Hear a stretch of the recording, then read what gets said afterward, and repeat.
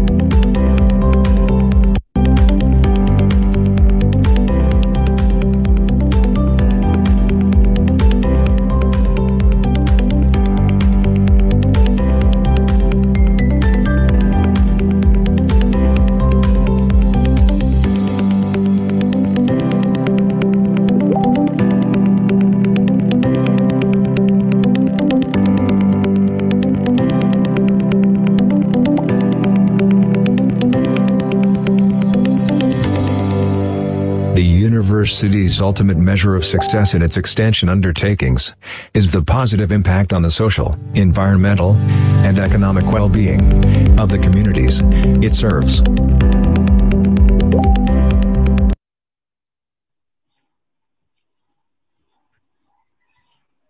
Good morning to everyone.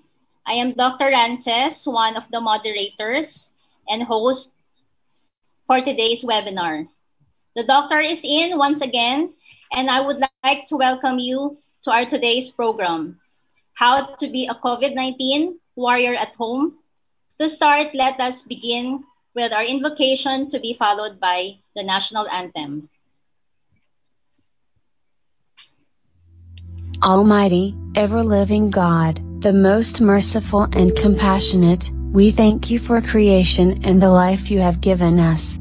Together, we people of diverse religions, spiritual expressions and indigenous traditions, who invoke you by different names, humbly pray for your providence and protection in the midst of the COVID crisis. Strengthen and guide government leaders and private agencies, especially our administrators, faculty and staff, for the wisdom to do what is right and just.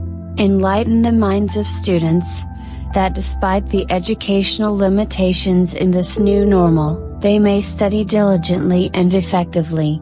Bless our families, remove our fears, and help us to trust in your love, so that by our example and generosity, we can inspire and help others. Grant all of us, especially the frontliners, good health and accept those who have died in your kingdom. Amen.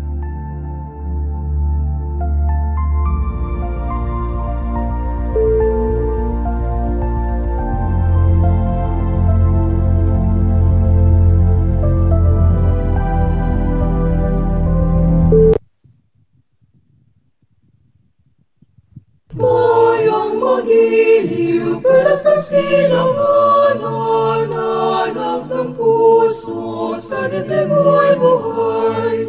Lupang hiniram, tuyat ka ng magiting, sa manlulupig, di ka pasisili. Sa dagat at bundok, sa simoy at sa langit mabaga, may nilagang tulad, awit sa paglayang minamahal.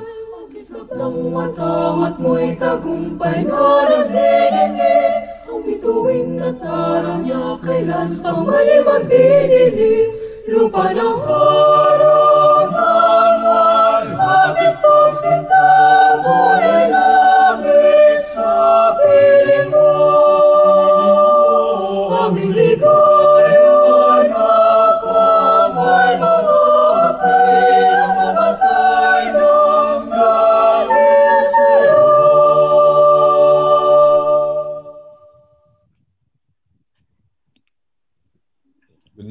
ladies and gentlemen, and most of the BU family.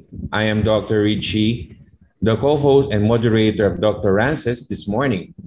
For our webinar remarks, let us now call the BUCM Associate Dean, Dr. Rosby Nation Laurel, for the opening remarks. Thank you very much, Doc Richie. To the University President, Dr. Arnulfo Mascareñas, to all the Vice Presidents, faculties, colleagues, friends, a pleasant happy Monday to all. Today, we are on our second webinar for our Doctor is in Extension project. COVID has been with us for a year now, so the extension services of BUCM have decided that we should add more COVID-related topics for our webinars, for us to be more aware of this battle. Today, with the help of our very able resource speaker, we shall talk about the real battle against COVID because we believe that ang laban na tunay ay nasa bahay. Without much further ado, I would like to welcome you all in today's webinar. Once again, good morning. For the recognition of guests and participants, may we now have the OIC Director of Bicol University Extension Management Division and member of University Disaster Risk Reduction Management Committee, Professor Rowena Zoilo. Ma'am. Thank you very much, Doc Karen and Doc Richie. Hello there once again. The doctor is not yet in, so let me first introduce to you our guests and participants to this week 2 of the health webinar series with the topic, How to be a COVID-19 Warrior at Home. After an enlightening discussion last week on some common concerns on COVID-19 vaccination, our multi-specialists from the BU College of Medicine are back. So let me introduce them to you one by one. Of course, headed by the Dean, Dr. Luis Domingo Mendoza. We also have Dr. Jeneline Adviento, Dr. Michelle Buela, Dr. Rodel Betison, Dr. Carmile Borocales, Dr. Rick Isip, Dr. Hill Ludovici, our partner, of course, in Extension Coordinator on serving also as the chair of the University DRRM Committee, Dr. Rosibe Nation Laurel. Of course, our speaker po, she will be introduced later, Dr. Ophel Samarsi. And of course, our host for today's webinar, Dr. Richie Agkawili and Dr. Karen Rances. Hopefully, wala po ako nakalimutan, Doc Hill. So, siguro idagdag na lang po mamaya ni na Doc Karen and of course, Doc Richie.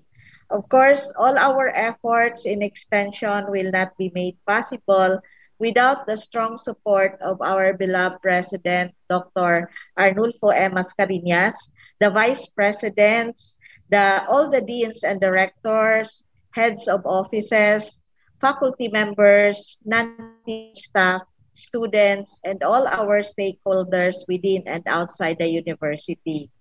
As of 9:33 a.m. today, we actually have 281 registered participants in the FB Live and Zoom. So thank you once again for your virtual presence. And now, ladies and gentlemen, the doctor is in for the health webinar series topic 2, How to be a COVID-19 warrior at home. Nasa ang laban na tunay ay nasa bahay. Thank you very much and good morning to all. Thank you, ma'am, for that very warm welcome remarks. I would like to remind first our audience, please type in the chat box your questions later on, which the panel will answer accordingly to the open forum. And please limit your comments in the chat box to questions. Now to give the overview of the health webinar series, Dr. Richie. Yes. Now, I would like to first, before we introduce who will introduce our speaker, So I would like to share that this is our multi-specialty open forum. So all questions should be asked in the Zoom chat box or in the questions in the FB Live. There will be no live questions will be entertained during the open forum. So now to introduce our resource speaker for today, our BUCM Extension Coordinator and Chair of UTRMM Committee, Dr. Virgilio S. Ludovice.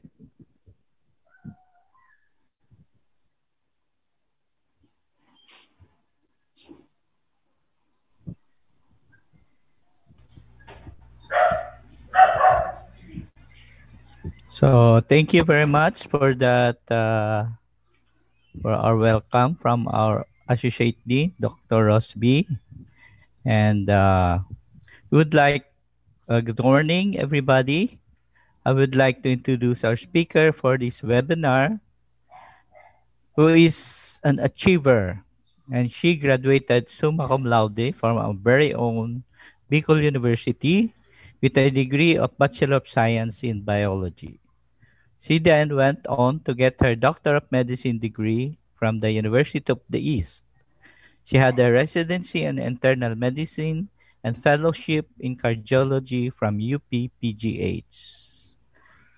Her awards have been many, including the UP-PGH Clemente Agat Maitan Awardee as Most Outstanding Postgraduate Fellow in Research in 1993, and in 1994, the Philippine College of Physicians and Park Davis Awardee as Most Outstanding Fellow in Clinical Research.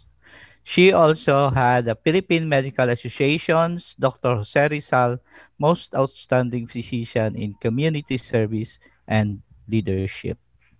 Presently, she is a practicing internist cardiologist and is a faculty and coordinator for research at the Bicol University College of Medicine, and is an active volunteer physician of the Office of the Vice President's Bayanihan e-Consulta program and the PGH COVID Gabay for NCR Plus during the present COVID surge.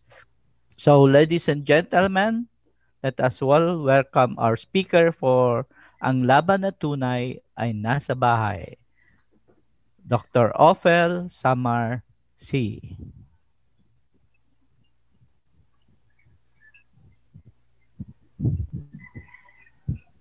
I would like to initially share a video to set the tone of my lecture.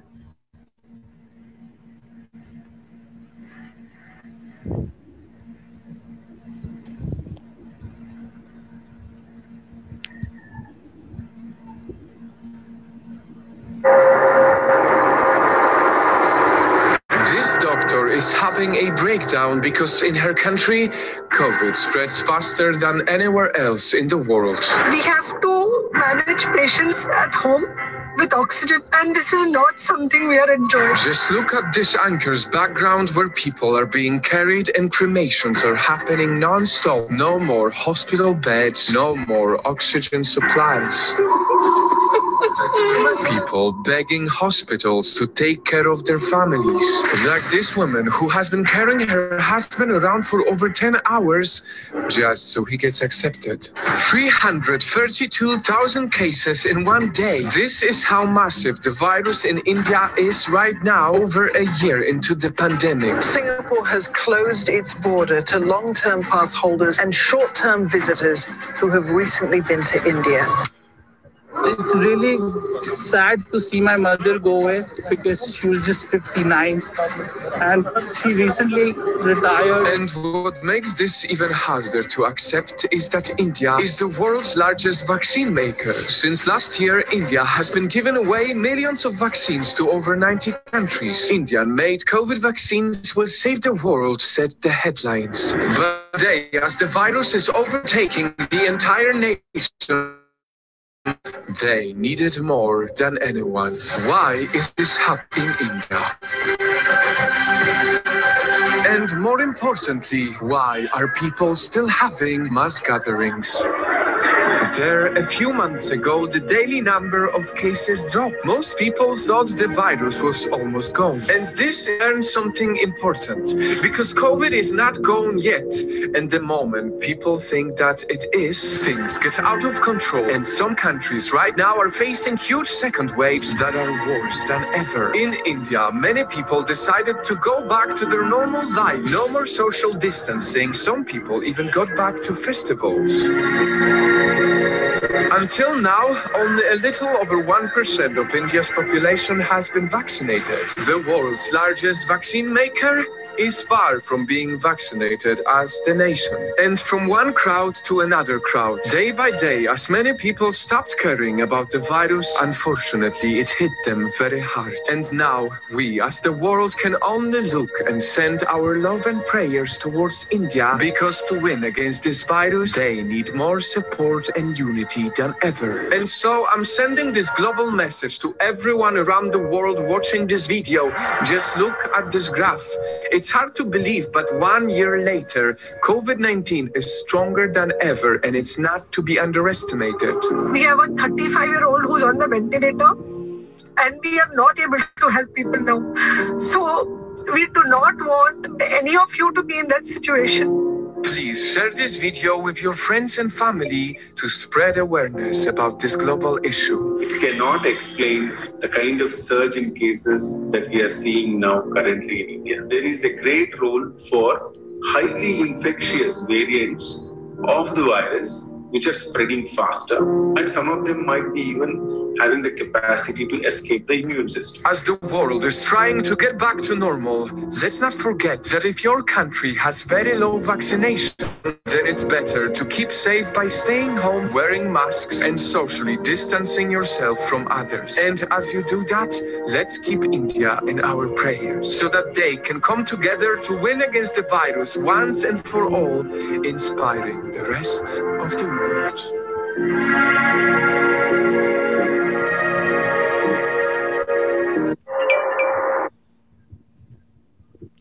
So this video apparently is really very much close to our heart. It hits home because it's very obvious that there's so much parallelism between India and the Philippines. And the latest data that we got is there are now 117 dead every hour in India. And this particular dismal scenario we don't like to happen in our country. But can we compare, or have you ever imagined, we'll probably say because India is a lot different from us, but we have to understand that there's so much parallelism between India and the Philippines. Indian families are same to the Filipino families. We're big families. We have very close family ties, and at the same time, they are very fond of, or they're much fatalistic about their beliefs. They're fond of fiestas and festivals, just like in the Philippines. They also have very strong traditions that up to now they are still practicing, just like in the Philippines. So how do we differentiate objectively the data in India and in the Philippines to see how the Philippines compare with India? So this is a data from the Bloomberg Vaccine Curve, and you will see here that while the Philippines is only 110 million in terms of population, India here, it's a lot. It's like the second largest population in the whole world. So we are not even 10% of their population. So 110 million versus 1.391 billion. Now, when it comes to total confirmed cases, in order for us to objectively compare and contrast the two countries, our country and India, we must be able to factor in a common or a number that is actually the same. So by 100,000 population. So for the total confirmed cases right now, there are 915 confirmed cases in the Philippines compared to 1,293 in India per 100,000 population. In terms of the number that died, there are now 15.27% per 100,000, I mean, of population versus 14.46 per 100,000 population in India. So it might seem that India is having 340,000 or so cases in a day, and the Philippines is probably in the range of an average of a peak of 16,000 cases in a day. Now it's, I think, less than 10,000 cases a day, but it's still much higher than the cases of patients who died in India. 15.27 died versus 14.46 in India. The best measure for the prognostication and determinant of whether a disease is fatal or not is the case fatality rate. So the case fatality rate of the Philippines is 1.7% against India, which is only 1.1%. So we're much worse than India when it comes to this parameter. And then when it comes to total tests conducted in the Philippines, the total conducted case tests that we had is 10,458. That's versus 20,322. So we're barely just half of the total tests done per 100,000 population in India. And more worse than this is that in the Philippines, we have just done 1,513 vaccinations per 100,000 population versus 10,619 in India. So that's about 10,000 more than what we have been doing in the Philippines. And to think that India is maker of vaccine, but we are not maker, we don't have vaccines, so we have to beg for our vaccine. And that really makes the prognosis for our country really disheartening. So let's take a look at the global picture of COVID in the whole world. So right now, the new cases in the whole world is 808,563. That is actually as of the other day, as of May 2. And then the total confirmed cases is now 151,803,822. Now, how do we actually visualize the magnitude of a 151 million of cases in the whole world? Come to think of it, comparing it with the Philippine population, ang Pilipinas ay 110 million and there are 150 million cases in the whole world. So that means we have to look for a country that will add up to the 150 million to make it 150 million. The Philippines is 110. Let's add Canada, for example, which has 35 million population. So if you combine the population of Canada and the Philippines, ganun kadami ang nagkaroon ng COVID sa buong mundo, 151 million cases. And how many people died globally? It's about 3 million. So what is the parallelism of 3 million that died in the whole world?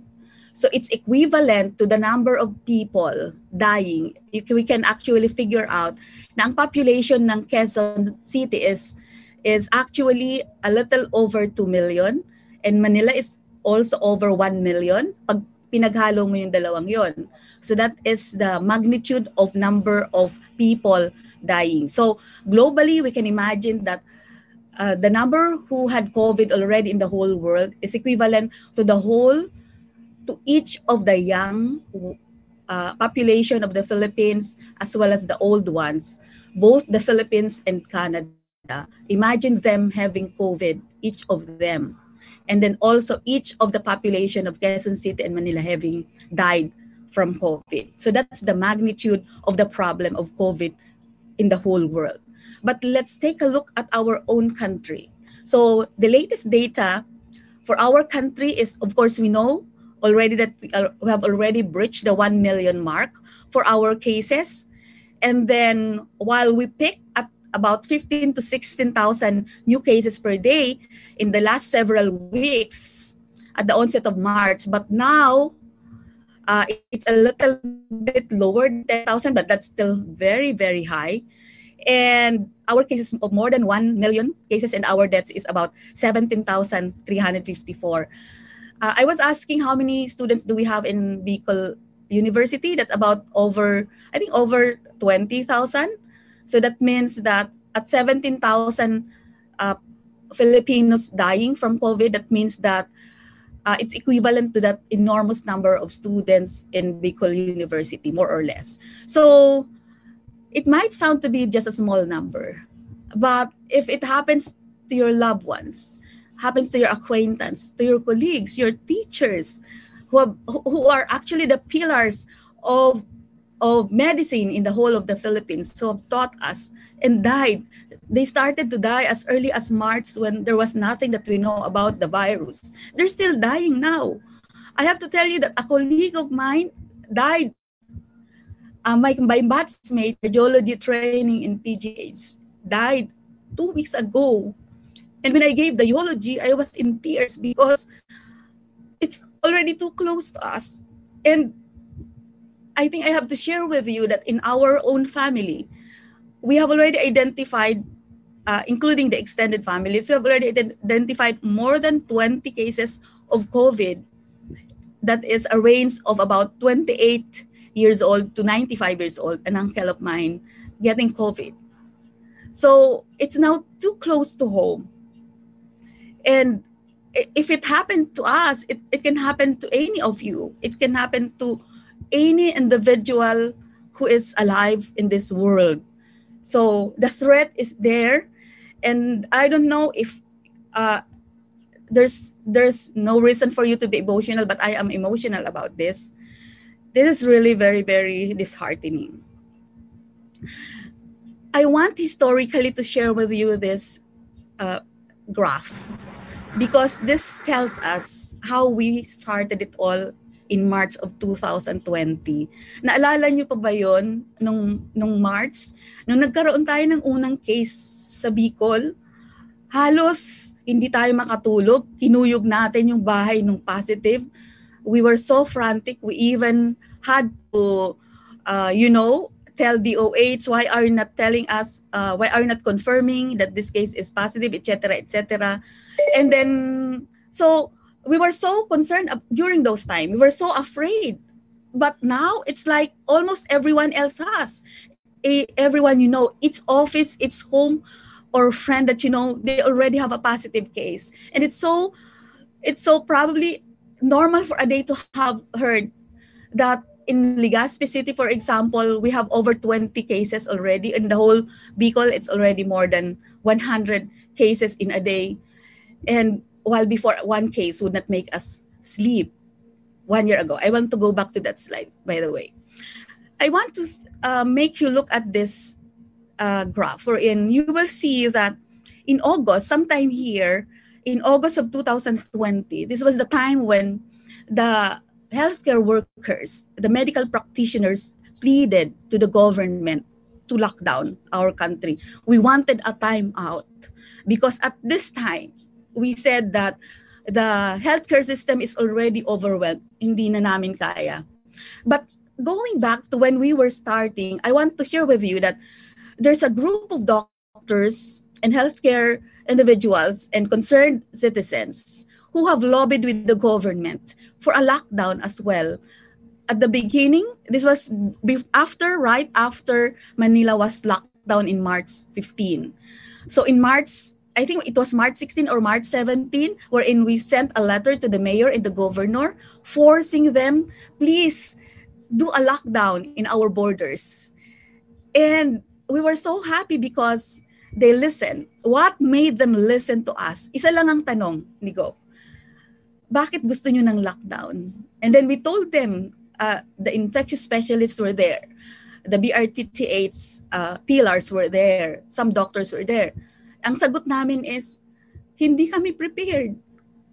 Ang hospital hindi prepared at the time.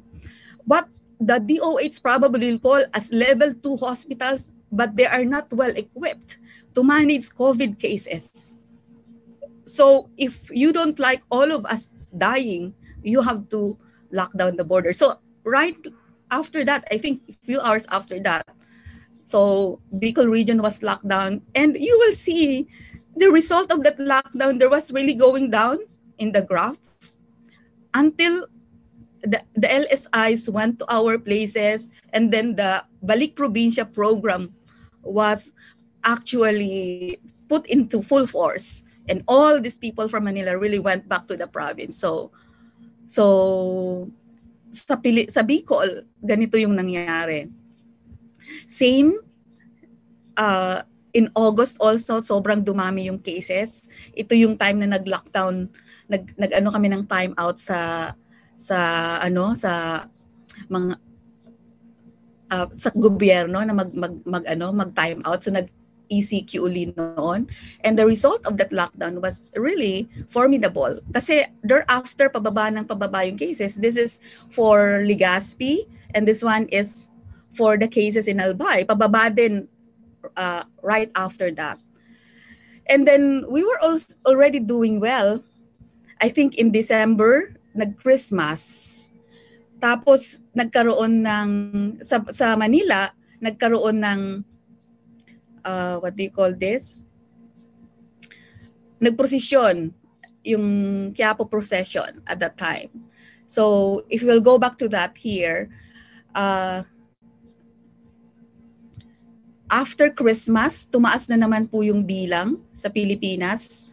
Dito makikita nyo. And sinabayan pa nito nag-open na yung mga malls. The business sector has been opened, and at the same time nag-Valentine's Day. So the Ides of March was in full swing. So pagdating ng March, diyan na yung unexpected nag-rise yung cases natin. So not only in the Philippines, but you will also see that even in the Bicol region, in Legazpi, very, very high din ang spike, as well as in the whole province of Albay. And then I asked the provincial administrator, what is the data on this new cases that we have right now during this spike? Ang sabi sa akin is 40 to 60% of these cases stem from contact traced patients or cases from home and from offices. Okay, so that's the data that we have. And right now, if you want to see the picture of the facilities that we have in Albay and in the Bicol region, you might like to appreciate the fact that maluwang pa yung ICU natin. Pero I think there's a misnomer here because not all ICU beds are well equipped to handle COVID cases. Like for example, we know that in RTTH they have the high flow oxygen, nasal oxygen equipment, and at the same time they have the medications for COVID, and they have of course the well-trained nurses, and they have enough beds. So cases in the RTTH, it's really overwhelmed, the setting there, but not probably in the other hospitals, in other private hospitals. So it's about 45.9%. And the very critical level here is about 70%. Isolation beds may say that we still have about 70% available. That's still a lot of isolation beds. But of course, we don't know what will happen when the surge in Manila will overflow to Bicol or to our province or city. And we also don't know how effective the lockdown in the borders that we have. So what I want to tell you here is in our own region alone, cases are mild and asymptomatic. So this is a picture that we have to actually, do something about who are asymptomatic even more than the mild cases. So maraming naglalakad dyan na wala silang nararamdaman, and most likely hindi nila alam na sila ay positive. So if you add the asymptomatic and the mild, it's about 72.21% are mild. And the mild cases are not admitted in the hospital. The mild cases will also not get benefit from PhilHealth. And therefore, where will they go? they will have to go to our homes. And because of this, the OCTA about last week, before the end of April, was saying that don't lift MECQ in Manila, because if you lift the MECQ in Manila, naturally, where will they go? Or how they will become even more cases. There will be more cases of COVID in Manila. So they like the reproductive number to be below 1 before opening up the borders again. Because if we don't sustain the reproductive number, that's the R0 number. I'm sure that a lot of you know that the R0 number is an index of the transmissibility of an infection of a virus. So if you just want to have an historical data about it, yung flu in 1918 had an R0, an reproductive number about 2 to 5.8, as high as 5.6 to 5.8. Pero ang R0 ng COVID virus is about 2. So it is recommended that we have to have an R0 of less than 1. So that means the chance that this virus is transmitting to another one person is less than 1. So because if you have an R0 of 1, that means that each one person will infect one who will also infect another, and the growth will be exponential.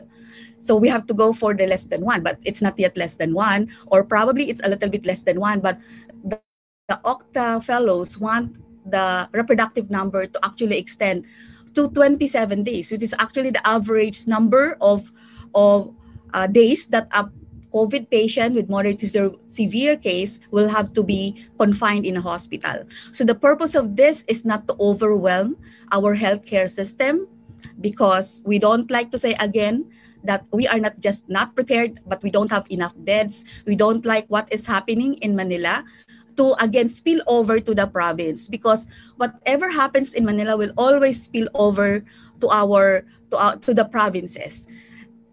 And that's the reason why we have come up, the Bicol University College of Medicine.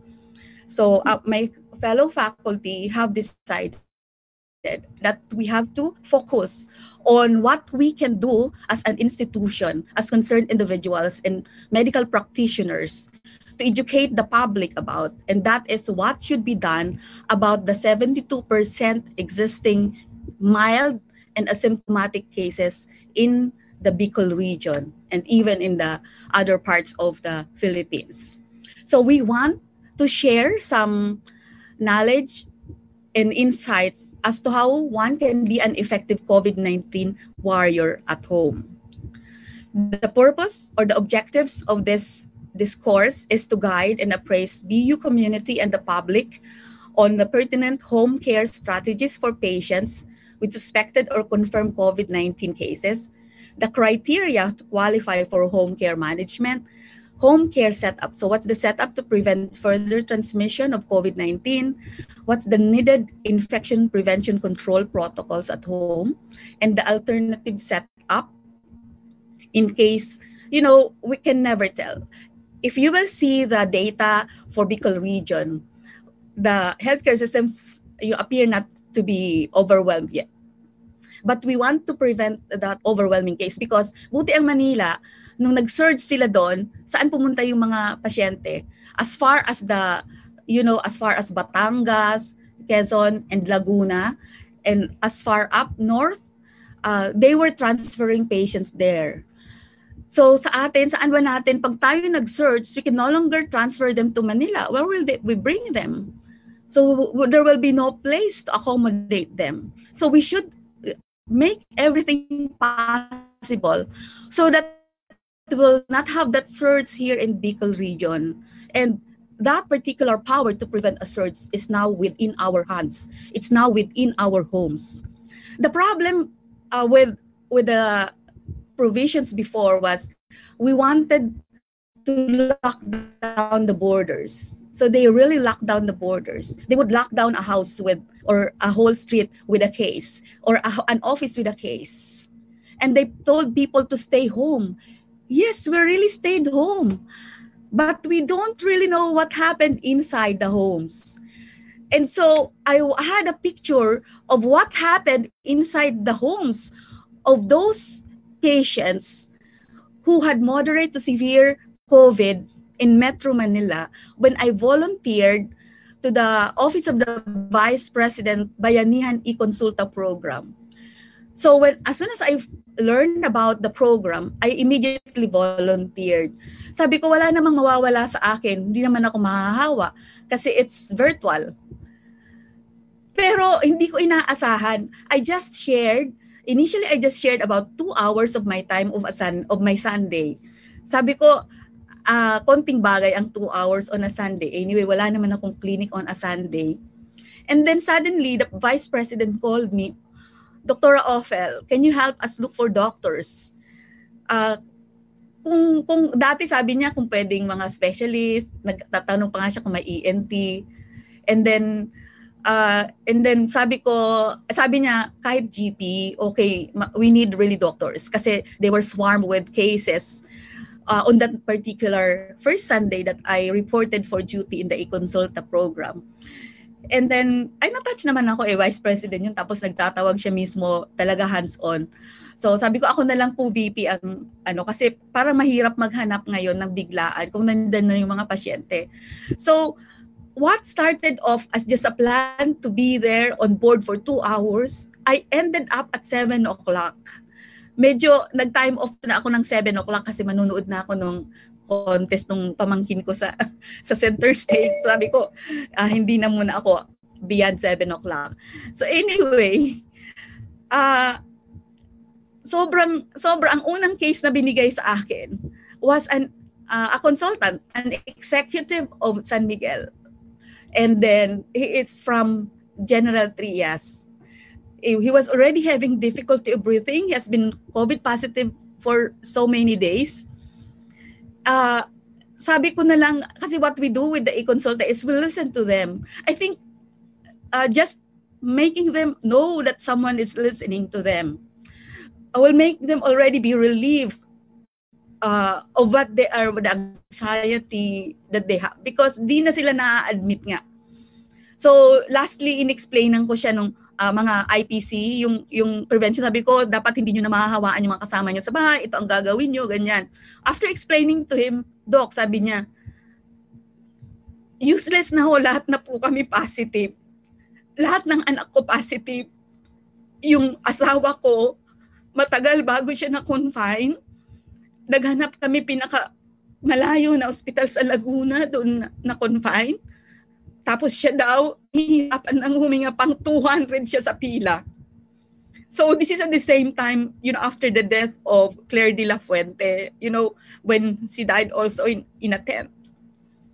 So at the same time that this was happening, I will share that other story later. But so another patient that I saw was even worse than the first case that I not so but palagi kasi natin nakikita ang pasyente that I have evaluated and attended to virtually were even worse than the first ones. So that's from 7 o'clock up to that's 1 o'clock to 7 p.m. in the evening.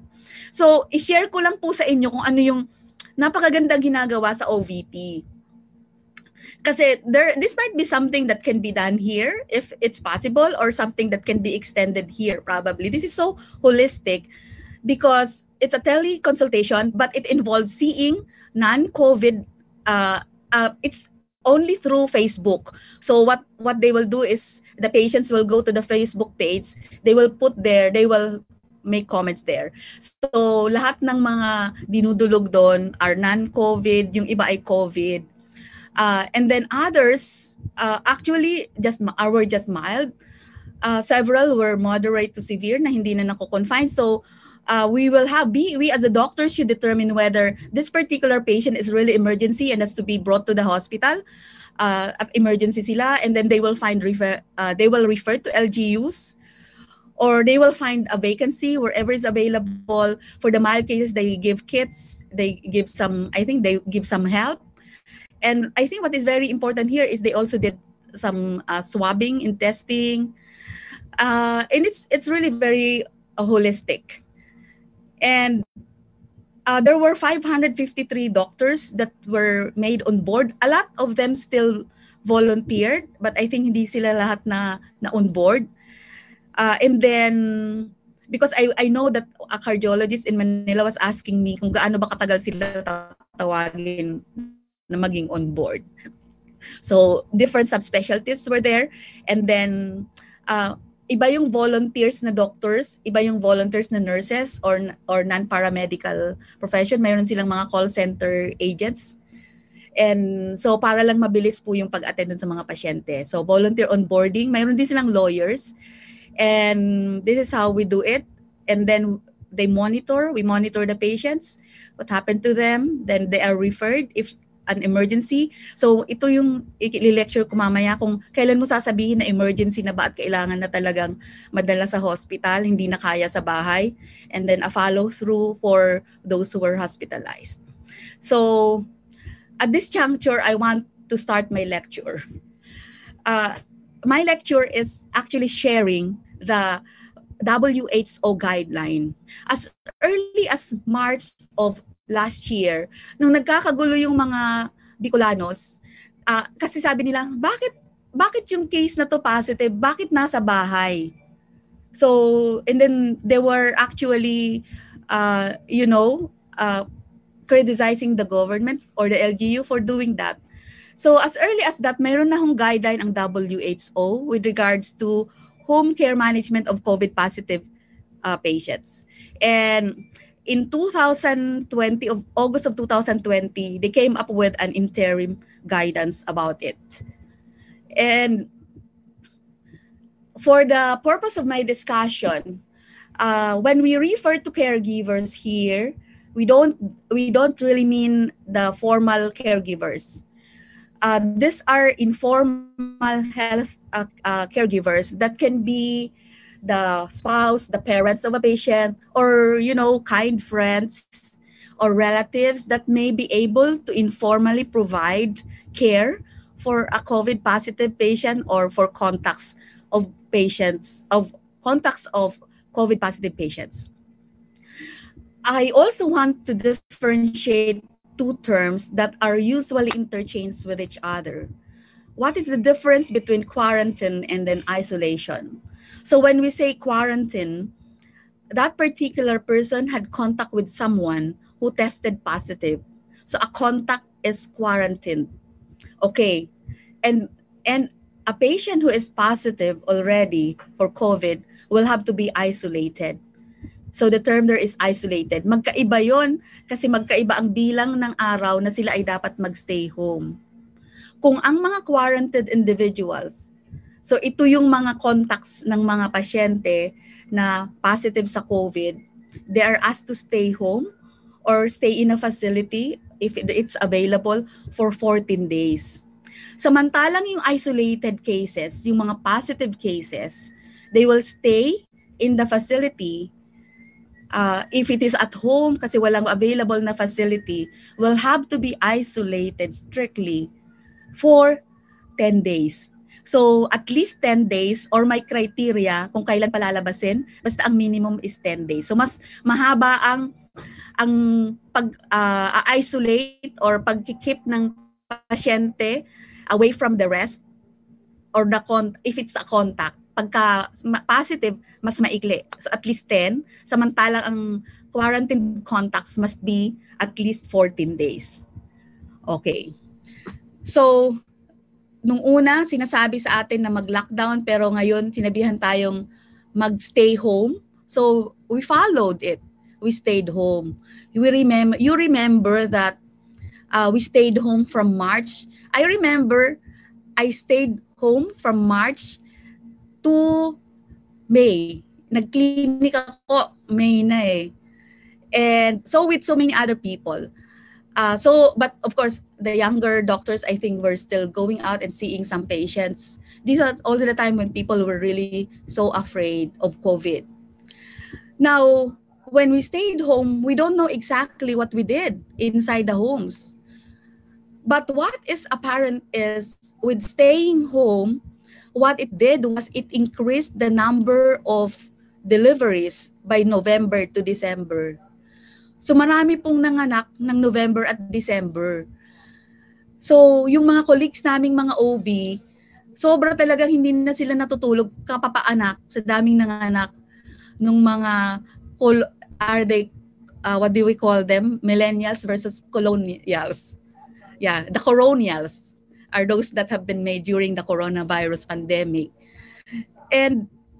But now we have to really be very strict with ourselves. If we want to help, because it's now in our hands, if we want to help the government, ourselves, not to be one of those statistics dying in the Philippines and in the whole world, we really have to make sure that we know what we should do inside our homes.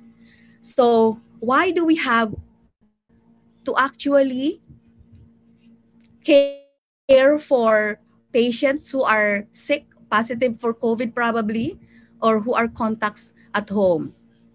So it has been shown by the CDC that the household is deemed the most common place for COVID-19 transmission. And the current test and trace policies have mainly focused on preventing spread in care homes, in hospitals, and in the community. However, contact within households is thought to be responsible for roughly 70% of SARS-CoV-2 transmission, which is more likely to occur indoors than outdoors. And that's a lot, 70% of the transmission occurring at home.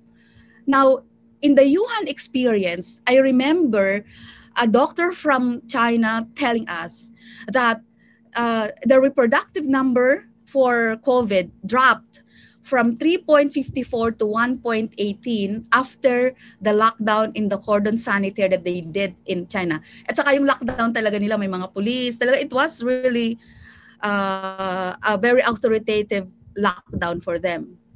But the epidemic was only brought really completely under complete control when the Fangkang are really hospitals in the community, which were introduced to isolate cases outside the home, with the R dropping to 0.51. So you can only free the economy, ideally, and go out if it is less than 1 in R number or R naught.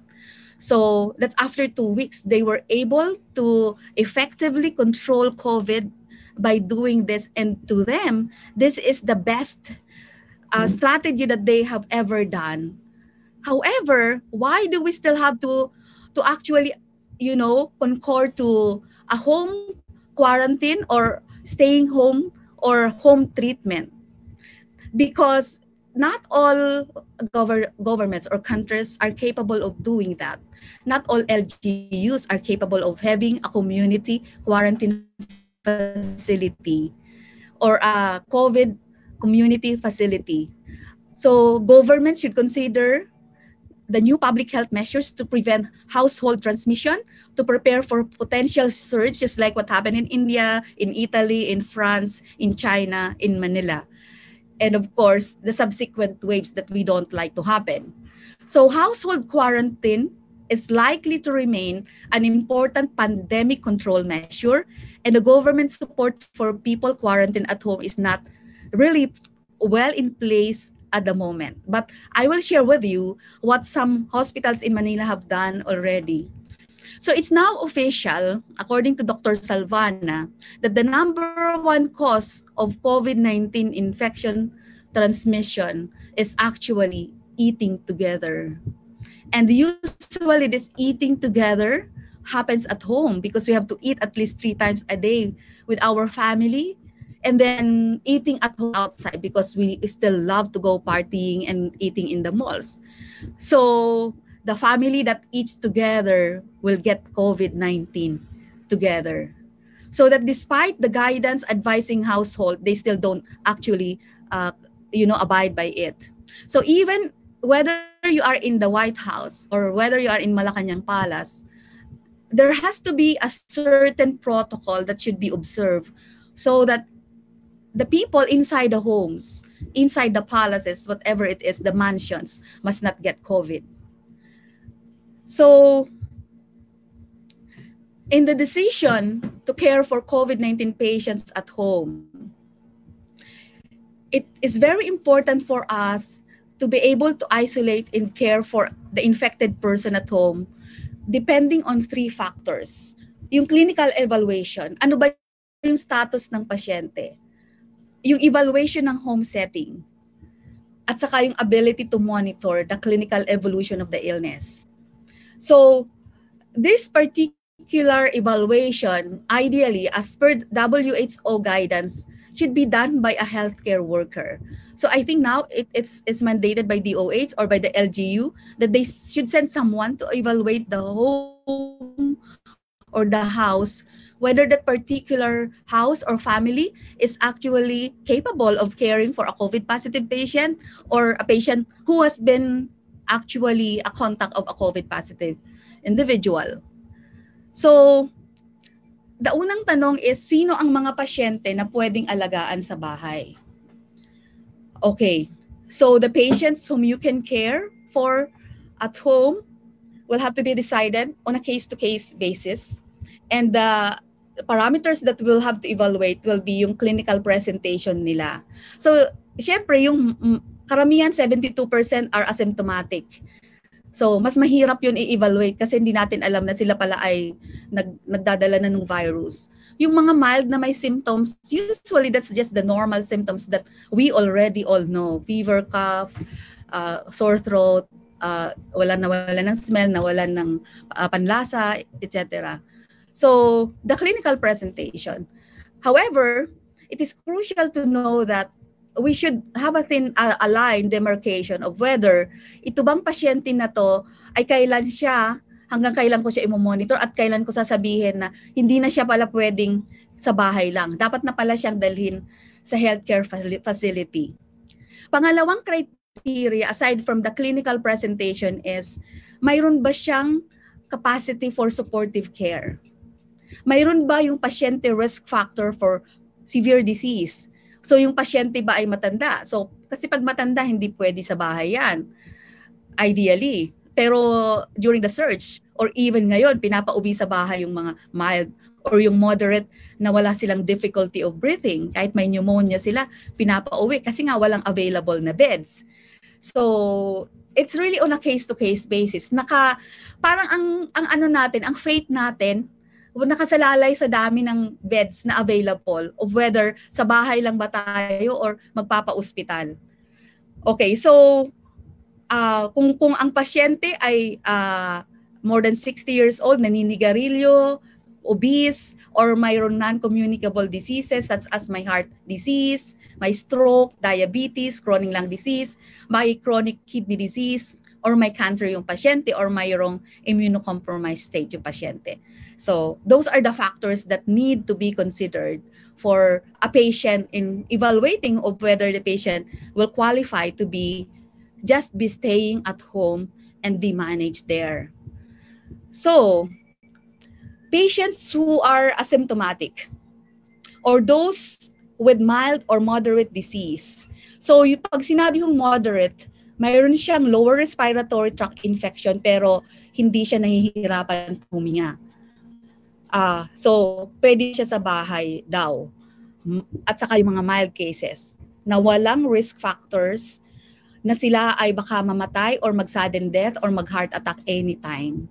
And those that will not be requiring any emergency interventions or hospitalizations and could be suitable for home isolation, provided the following are fulfilled. So kung ang pasyente ay mild or moderate at wala siyang risk factors, wala siya yung mga sakit na sinabi ko, hindi siya more than 60 years old, pwede siya sa bahay. For as long as there has to be a fulfillment of the conditions for implementing the infection prevention control strategies, there must be close monitoring for any signs and symptoms of deterioration in their health status by a trained health worker. So dapat mayroon pa ring nagsusupervise now trained healthcare worker. Doesn't have to be a doctor. Sometimes it is a nurse or any health worker who is actually capable or trained enough to monitor a patient to determine whether this patient should already be transferred to the hospital. So these two requirements are crucial and must also be applied even to those who are pregnant, even the postpartum women and children. And most of all, ito nakalagay ito sa WHO kasi hindi yata ito ginagawa. There has to be an adequate provision for appropriate PPE for both the patients and the caregiver.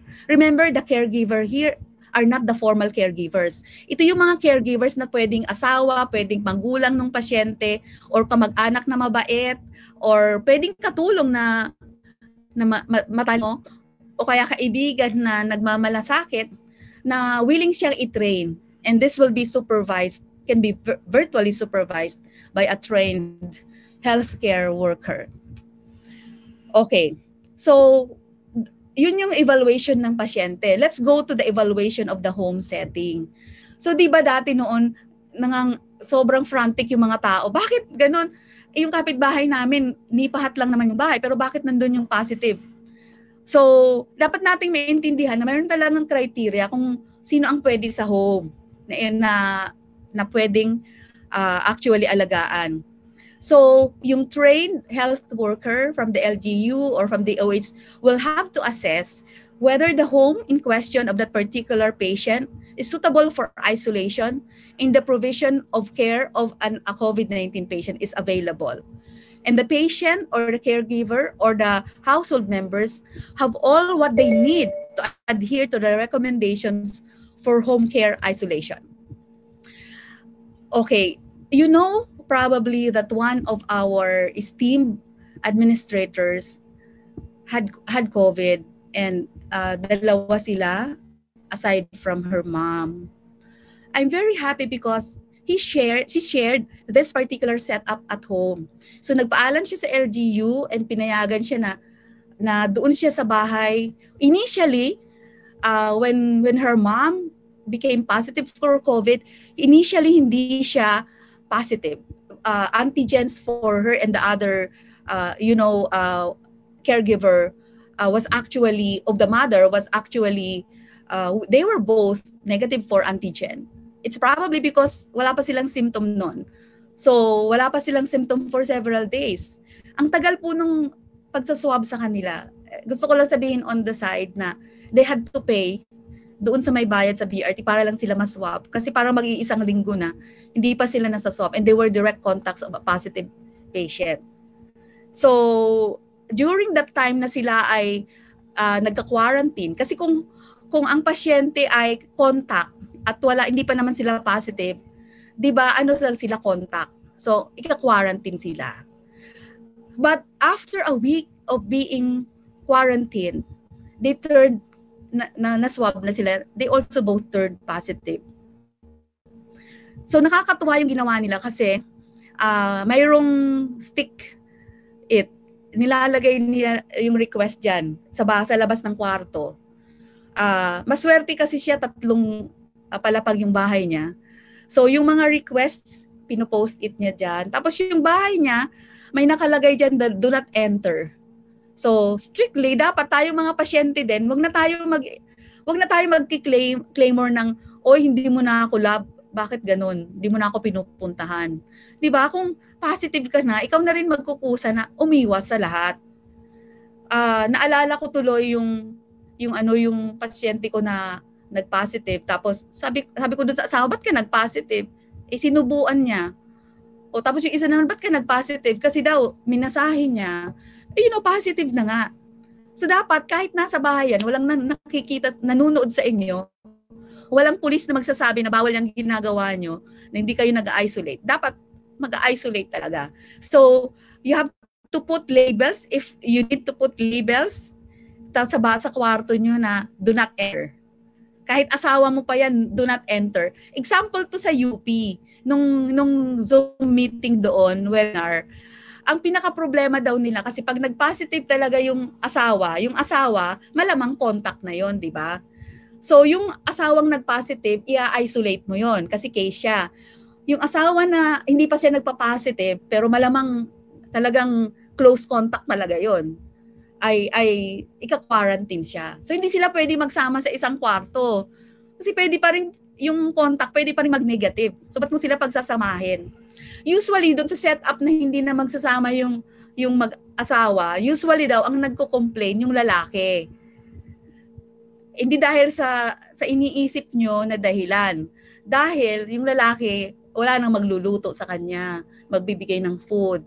So, mayroon namang paraan para mabigyan ng pagkain. Ayan, yung pagkain, ilalagay dyan sa table at iiwan lang dyan. Okay, so ito pa ang ginawa nila. So, that's the close-up of the do not enter isolation area. Tapos, magkahiwalay sila ng room, magkahiwalay sila ng floor nung isang nag-positive din. Okay, so that's why pinayagan sila na mag-stay home. Plus, sinabi nila na minomonitor ko nga daw sila. So, pinayagan ng LGU na mag-stay home. Okay, that's an example of a scenario na pwede kayong mag-stay home.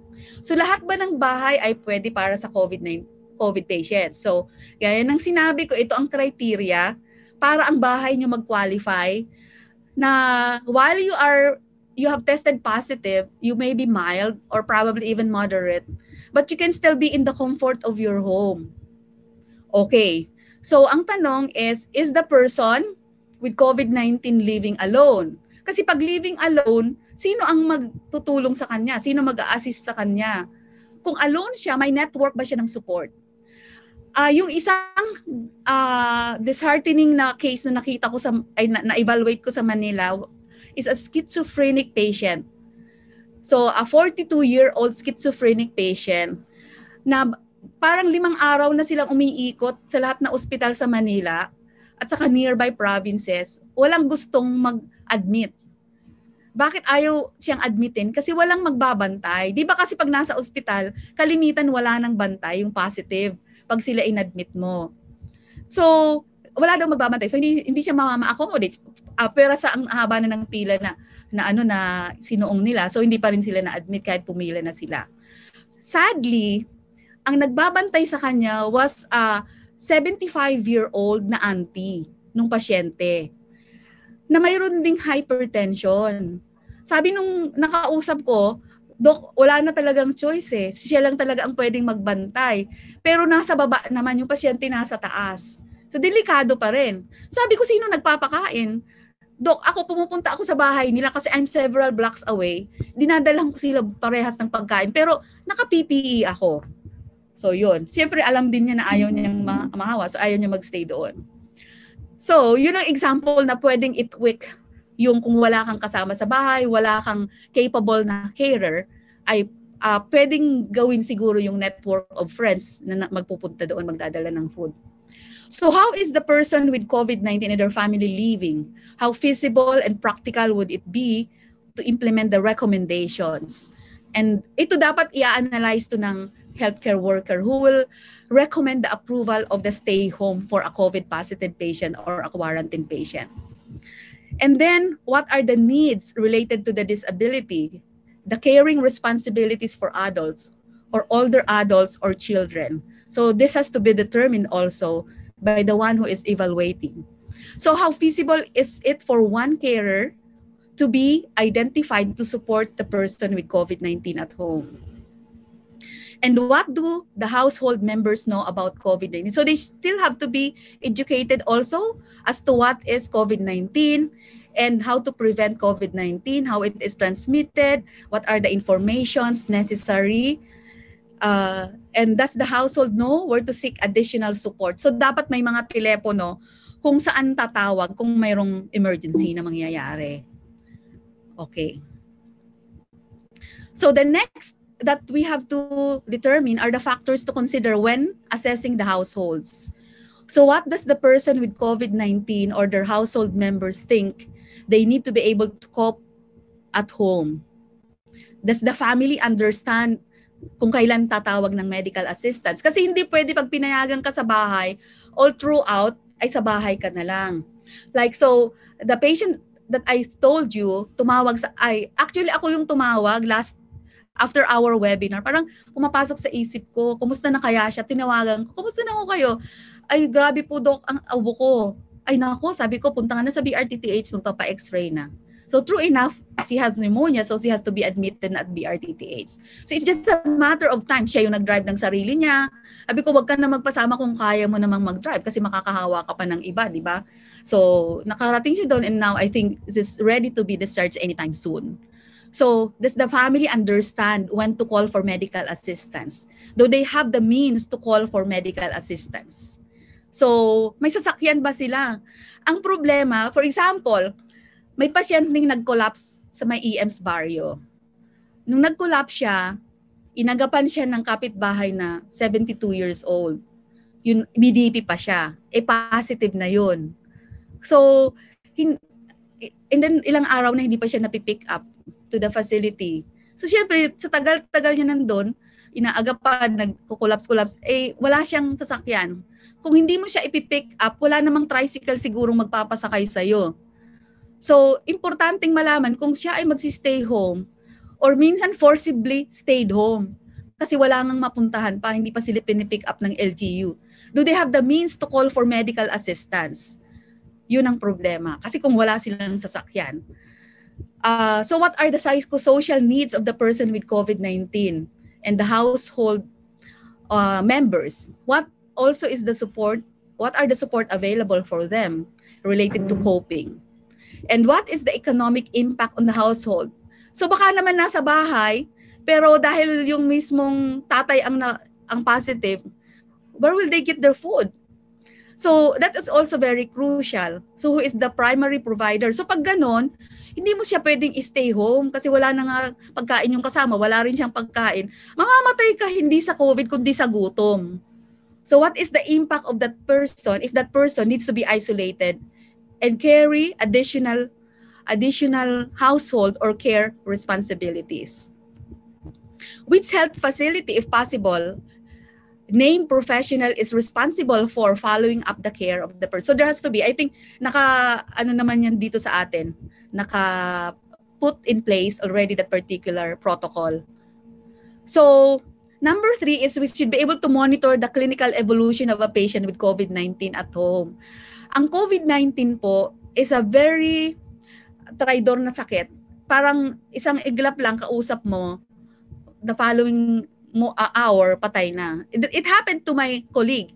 Cardiologist yun ha. Taga Nueva Ecija siya.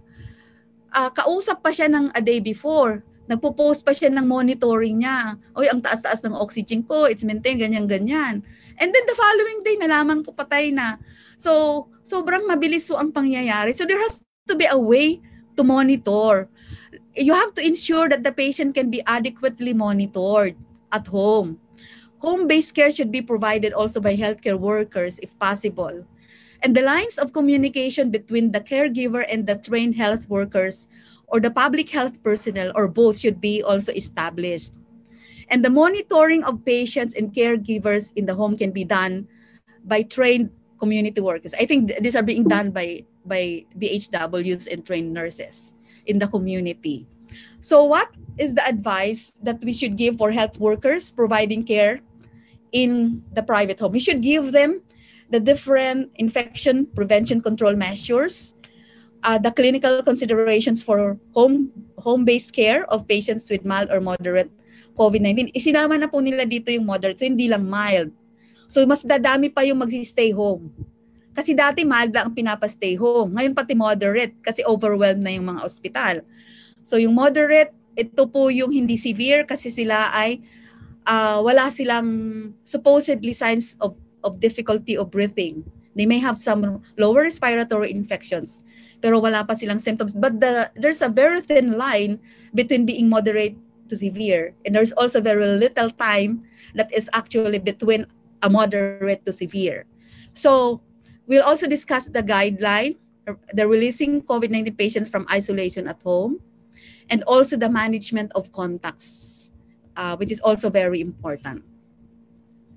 So the next question is, sino ba ang dapat mag-alaga sa mga COVID-positive patients? Siyempre, natural, ang mag-aalaga sa bahay, yun ding mga kasama nyo sa bahay.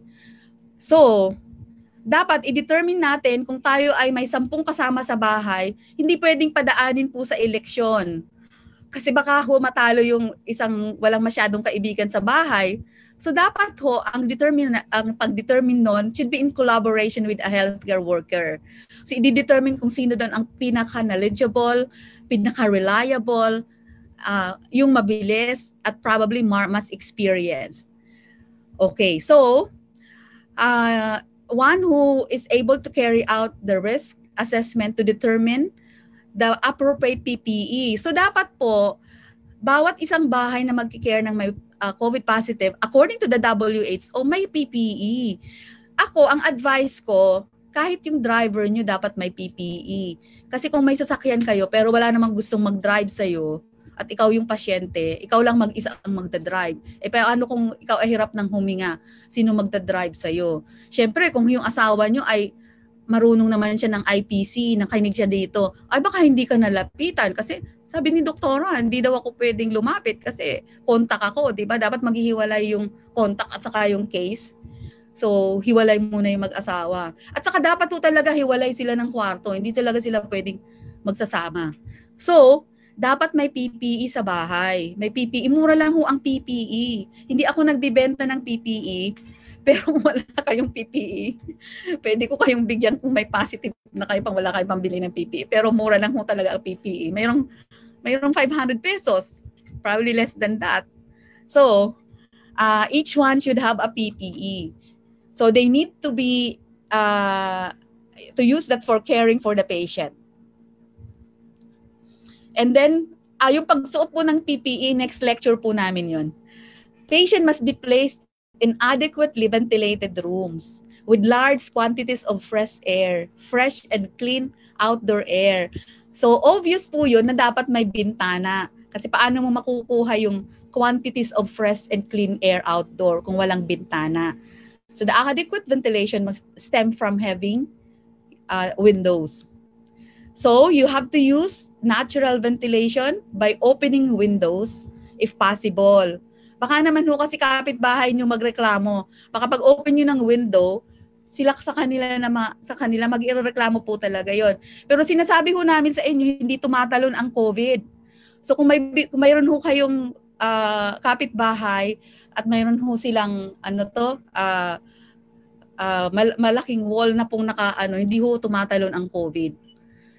So, importante po na may windows ang kwarto. So, kung in case po walang window, you need ventilation. For mechanical systems, you have to increase the percentage of the outdoor air. So, you will have to use economizer modes. I think i-explain din ito sa susunod na meeting. Kasi daw, binigyan lang ho ako ng 30 minutes na magsalita. Sabi ko, pwede bang 45 minutes? O sabi ko, ewan ko, baka ho, lampas na ako ng 45 minutes. Sabihin mo ako, Karen, ng time out. Pag 45 minutes na ako. So, if the heating, ventilation, and air conditioning systems are used, they should regularly be inspected, maintained, and cleaned.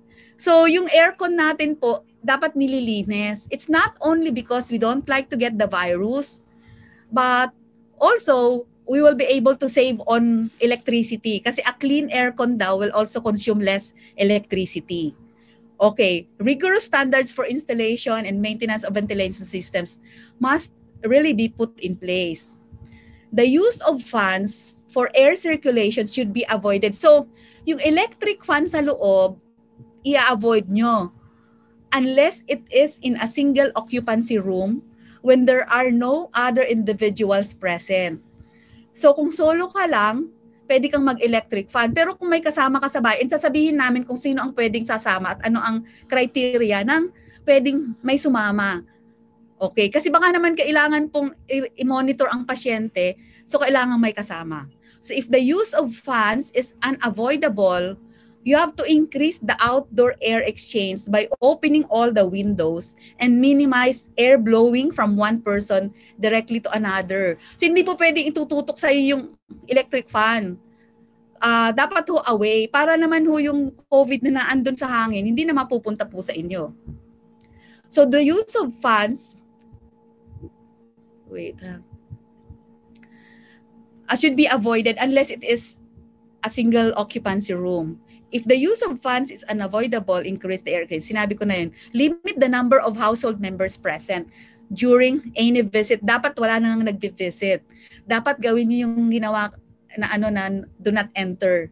And request that they maintain a distance of at least 1 meter from the health worker.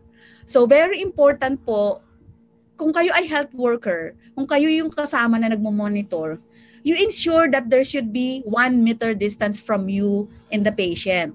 So the crucial distance is 1 meter from the health worker. So when providing care or working within 1 meter of the patient, you have to request that the patient must wear not a cloth mask, but must be a medical mask. It must be a surgical mask. Eh kung kaya nyo mag-N95, di okay din lang po, mas maganda. Individual, pero hindi ho ina-advise ng WHO ang N95 kasi that's supposed to be intended for healthcare workers. Pero kung wala naman hong nanonood sa inyo and you can buy it, okay na lang siguro kung available naman ho. So individuals who cannot tolerate a medical mask should practice rigorous respiratory hygiene. That is coughing or sneezing into a bent elbow or tissue. Then immediately disposing the tissue. So siguro hindi pa natin nagawa yung pagsisneeze sa ating elbow. So yun na po ang gagawin natin. Araw-araw i-practice po natin yon. So ang exercise natin ho must be our way of practicing our bent elbow. Okay, maganda hong gawin yun umaga kasi liliit po yung inyong mga arms. Tapos si sexy tayo at meron na tayong exercise. Okay, you have to also perform hand hygiene after any type of contact with the patient. So sabi nga ng taga-DOH, 20 seconds ang ng alcohol. Tapos maghuhugas tayo with the happy birthday. So perform hand hygiene after any type of contact with the patient or his or her environment. Health workers should have with them a supply of alcohol-based hand rub for their use. Pero dapat daw matagal ang pag-rub. So when washing your hands with soap and water, you have to use disposable towel. Wala tayong problema dito, ang dami nating tissue papers. So wala tayong masyadong paper towels. Abroad kasi tawag nila paper towels. Pero wala tayo nun. So tissue paper na lang po tayo. Provide instruction to caregivers and household members on how to clean and disinfect the home. So dapat maliwanag ito. Ito yata ay sasabihin din sa susunod na mga lecture. So as well as the correct use and storage of cleaning materials and disinfectants. Clean and disinfect any reusable equipment. And we should remove PPE and perform hand hygiene before leaving the home. Tapos dapat marunong mo tayo ng donning at saka doffing. Yung mga nurses po, magagaling silang mag-donning and doffing. Nagtuturo po sila niyan. And ituturo din po sa atin yan sa next time. Clean and disinfect reusable items, lalo na po yung eyeglass natin. Okay? And store reusable items for decontamination later. So, there are two types of PPE. May PPE po na pwede nyong labahan, reusable. Mayroong disposable. So, kung mayaman-yaman po tayo, pwede tayong mag-reusable. Kasi sa hospital talaga dapat reusable talaga doon. Kasi talagang mga positive. Siyempre, kung sa bahay din, kahit kung positive dapat talaga reusable. Pero kung wala talaga tayong pambili ng reusable, o di pwede na yung wala tayo yung disposable, pwede na tayo sa reusable na nilalabahan po. Pero may paraan po para sa paglalaba. So disposal of the waste generated from providing care to the patient, ito rin po ay ituturo sa atin sa susunod na lecture. And then, importante, what are the treatment that has to be given? The WHO recommends that patients with COVID-19 receive treatment for their symptoms. So, symptomatic relief. So, antipyretics for fever and pain, etc. So, they also advised against antibiotic prophylaxis. So, hindi po tayo pwede magsasariling uminom ng antibiotics para gamutin ang COVID-19. Pinagbabawal po yan ng WHO. So for patients naman na may moderate COVID-19, antibiotic should not be prescribed unless may concomitant pong suspicion na mayroong concomitant na bacterial infection. Okay. So patients with mild or moderate COVID-19 must ensure na pag kayo ay positive at mayroon kayong chronic disease, hypertension, heart disease, may cancer ho kayo, this non-communicable diseases or other chronic conditions, these patients receiving home-based care should have an adequate supply of medication. So, pag kayo ay mag-isolate sa bahay, dapat iisipin nyo na mag-stock up na kayo ng gamot nyo. Or kung kayo ay dadalhin sa hospital, mayroon na rin po kayo ng maintenance na gamot nyo. For example, you should have a 6-month drug supply in lieu of the usual 60 to 90 day supply. Parang akala mo naman magsi 6 months kang naka-isolate. Ang tagal naman nito. Pero di bale, yun ang sinabi ng WHO. Older people should have at least 2 weeks supply of critical medicines and supplies. And then repeat prescriptions and mechanisms for delivering refill should be readily available. Available po sa atin, kahit ho, lang sa messenger, e-prescriptions are accepted in the drugstore. Okay. So paano ba ang ligtas na mag-alaga? Siyempre, takot tayo magka-COVID. Kahit love na love natin yung boyfriend nyo, asawa natin, sa loob-loob nyo, siyempre, ayoko rin magka-COVID. So, paano ba maligtas na mag-alaga? So, advice for COVID-19 patients and their caregivers about the signs and symptoms or complications or how to recognize deterioration in their health status that require medical attention. Monitor this regularly, ideally once a day. Ang recommended ng WHO once a day. Pero nako, ang mga Filipino, so every hour ho yan. Tatawag sa inyo, no, Dok, ito na po yung oxygen ko. Every hour. Magagaling po silang mga self-monitoring devices. For example, if a patient's symptoms become much worse, ito po ang tatandaan nyo, nababantayan. Na mag-worsen, that will spell the difference between just staying home and ililipat na kayo sa ospital. Una, nakakaramdam ba kayo na para kayong nahihilo, na para kayong hihimatayin, or mahina kayo? There's lightheadedness. Or nahihirapan po ba kayong huminga? Paano nasasabi na mahirap ka na bang huminga? Na you have shortness of breathing. Ang pinakamabilis daw, sabi doon sa seminar na na inattend sa UP is, pag ang pasyente ay hindi na nakakatapos ng isang sentence, so kausap mo siya, hindi na niya natatapos ang isang sentence, that's already a difficulty of breathing that already warrants transfer to the hospital. Ibig sabihin yung moderate, nagiging severe na siya. Or may chest pain na siya. Or dehydrated siya. Dapat namomonitor po ito. So dapat alam ng pasyente, alam ng nagmomonitor. Okay. So, from the initial assessment, he or she should be directed to seek urgent care if these are present. So the caregivers of children with COVID-19, actually, ito ay i-lecture din yata sa atin ni Dr. Gay, yung aming pediatrician, or tanungin nyo na lang po siya.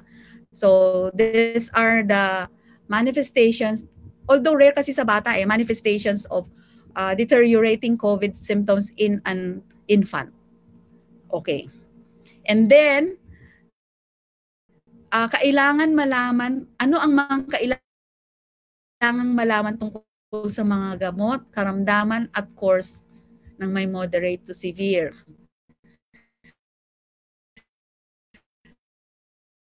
So ngayon po, mag-i-invest din po tayo. Pulse oximeter po, 500. So you should have a home pulse oximetry. Ito po ang anatomy ng pulse oximeter. Yung unang numero ay pulse rate or heart rate. Ito po yung pangalawang numero. So ang normal po niyan sa guideline, dapat more than 94%. Siyempre kung normal ka is mas maganda, mga 97, 98, 99%. Ang crucial na numero, tandaan nyo po, pag nakakita na kayo ng less than 92%, that already tells you that this patient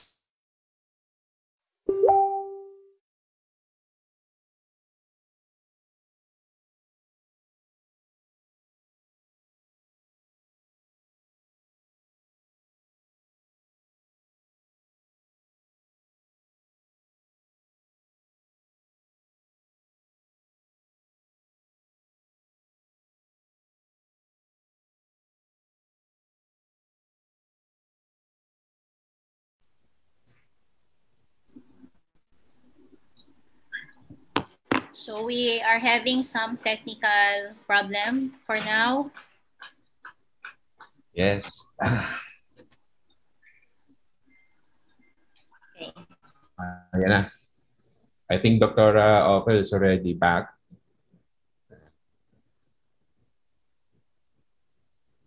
Dr. Ophel, you are naka-mute po kayo.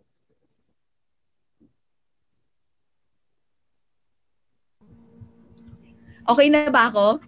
I'm revived. Yes, Dr. I'm back. Okay. So, importante din yung pulse oximeter sa pagmo-monitor. Kunyari, gaya ng surge sa Manila, wherein patients who are already moderate or severe are already at home. So, bumibili na sila ng oxygen. Hindi ho namin nire-require na kayo bumili rin ng oxygen tank, ha? Kasi hindi lahat marunong ng oxygen, maggamit ng oxygen tank. Saka pwedeng pumutok din ho yun. So, wag ho kayo bastang bibili at gagamit kung walang marunong na gagamit ho noon. Okay. So, my next slide is question on paano i-monitor ang COVID-19 patient. We should also give palliative care. I think doon sa session namin doon sa mga pasyente sa Manila, yung teleconferencing, a lot of those are also palliative care management. So we should also be doing a lot of this. And then, kailan matatapos ang pag-isolate? Ito ay importante ho. So dapat tatandaan natin lahat na pag ang pasyente, COVID-19 patients who have been discharged from the hospital. So galing siya sa hospital, may continue to be cared for at home. And patients who are cared for at home should be isolated until they are no longer infectious. So ang basihan ng number ng bilang ng pag-isolate or pagka-quarantine ay yung actually, sandali lang yung kung gaano katagal ang pasyente, ang COVID ay magiging infectious. So, pag asymptomatic persons, 10 days after mag-positive kayo ng COVID. Kalimitan or minsan, tapos na yung 10 days, ay hindi pa rin ho kayo sinusundo para dalhin sa facility. So, in short, nandun talaga kayo sa bahay forcibly. So, kahit hindi na-assess yung bahay nyo, kung capable o hindi, wala kayong magawa. Talagang nasa bahay kayo. So, I think, this is a very important lesson to all of us. While waiting for your testing, while waiting for your result, while waiting for the action by our LGUs, we already have to observe the needed infectious control mechanisms. So COVID-19 patients who receive home-based care or have been discharged from hospital shall remain in isolation for a minimum of 10 days pa din after symptom of onset. So ito ay 10 days after na naging symptomatic, plus at least 3 additional days without symptoms. WHO po ito. Kasi yung sa PGH na inadapt ay 24 hours na wala ka ng lagnat, pwede ka ng pakawalan. So it's either 10 days from the time na ikaw ay nag-positive at ikaw ay, kahit ikaw ay asymptomatic. Yun ang importante, positive or hindi. Pero kung ikaw ay may symptoms, dapat must be 3 days na wala ka ng simptomas, wala ka ng lagnat. Pero doon sa PGH, ginamit nila doon 24 hours. Pwede na rin siyang pakawalan doon sa pagkakulong mo sa isolation. Okay, so health workers should need to establish the means of communicating with the caregivers. So kung yung pasyente po ay nagka-quarantine, ang quarantine from the time na nag-positive ka, quarantine, ibig sabihin contact ka nung positive. So, from the last contact with the patient who was positive, you need to count 14 days. So, mas mahaba po kaysa doon sa nag-positive. From the time siya na nag-positive siya or from the time na nag-symptom siya. Pero ito po, ikaw ay contact, you may still be not positive, inihintay mo na ikaw ay mas-swab or hindi ka man actually na-swab dahil walang pang-swab. So, from the time ikaw ay nag-contact. So, dapat tatandaan nyo palagi ngayon, may diary siguro tayo kung sino yung mga taong nakasalamuhan natin at anong oras. So, dapat ho, it should be 14 days from the time of the last contact. Again, mas mahaba ang quarantine period, it's 2 weeks. Yung doon sa isolation ng positive ay actually only 10 days, basta wala na silang symptoms for 3 days. That's the WHO. Okay, health workers need to establish a means of communicating these aspects. So, kailan mo masasabi ng isang contact person who has experienced any one of the following exposures during the 2 days before and the 14 days after the onset of symptoms of a probable or confirmed case? So, ang contact ay tinatawag na contact kung ikaw ay naka-face-to-face contact mo ang isang probable or confirmed case. Pero minsan hindi natin alam kung ang isang case ay magpa-positive, 'di ba? Nakipag-date tayo, yung ka-date pa natin magpa-positive after 1 week. Hindi natin alam. So, we were very innocent. That's why we have to be really paranoid and suspicious of everyone. So, we should treat everybody, including us, that we are positive so that we will be able to adapt the measures as well. Face-to-face contact with a probable or confirmed case within 1 meter for at least 15 minutes. Sabi ko, paano ko kaya i-quantify ang 15 minutes? Ang 15 minutes po, nung tayo ay elementary, Dr. Nolly, nung elementary tayo ay 15-minute recess yan. So alam natin more or less, kasi sa araw-araw na nag-aral tayo, alam natin gaano katagal ang 15 minutes.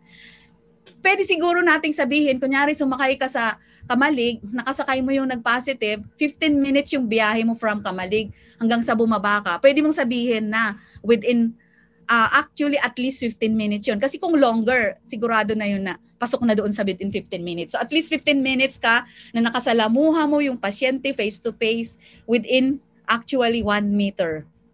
Direct physical contact with a confirmed or probable case. Yung direct, either asawa mo ang pasyente, nag-holding hands kayo, may skin contact, or nagpa-massage kayo, nagpagupit kayo ng buhok, o kahit anuman na direct physical contact, or direct care for a patient with probable or confirmed COVID-19 disease without using recommended, kung wala kayong PPE, magpo-fall kayo under contact. So see, kaming mga doktor, pag kami naka-PPE, although mayroon talaga sa amin nagpapatest pa talaga, so we are sure talagang protected kami. Minsan hindi na kami nagpapatest. We will just wait po kung maging symptomatic kami.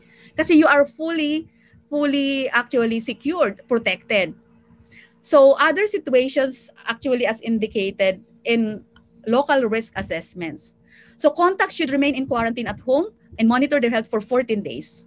From the last day of possible contact with the infected person. So the magic number is 14 days from the last contact, samantalang yung positive is 10 days from the time that the patient became positive or became symptomatic hanggang sa siya ay maging asymptomatic 3 days after.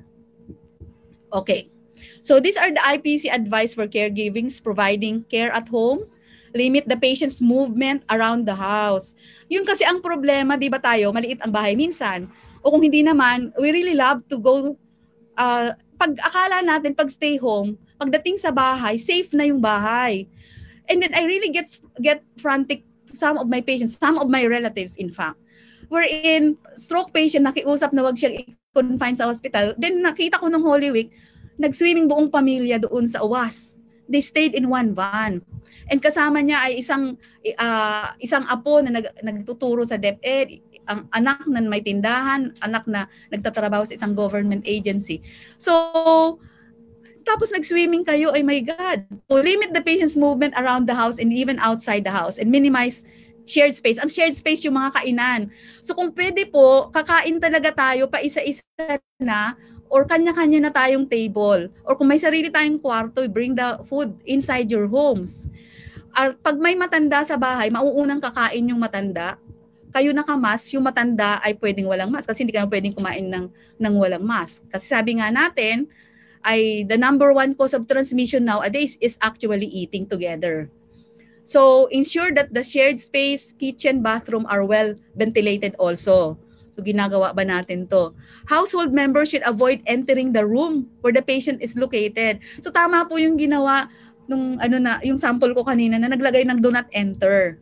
Or if that is not possible, maintain a distance of at least 1 meter. So kunyari, Talagang hindi pwede na wala kang bantay. Talagang dapat may bantay ka sa loob kasi kailangan mong i-monitor. Matanda na siya or probably a schizophrenic patient na kailangan may bantay or vegetative na hindi pwedeng cannot do the activities of daily living. If that is not possible, maintain a distance of at least 1 meter from the patient. So pwede ho kayong nasa loob ng kwarto basta well ventilated yung bahay, naka-open yung windows, tapos yung bed dapat 1 meter ang distance from each other.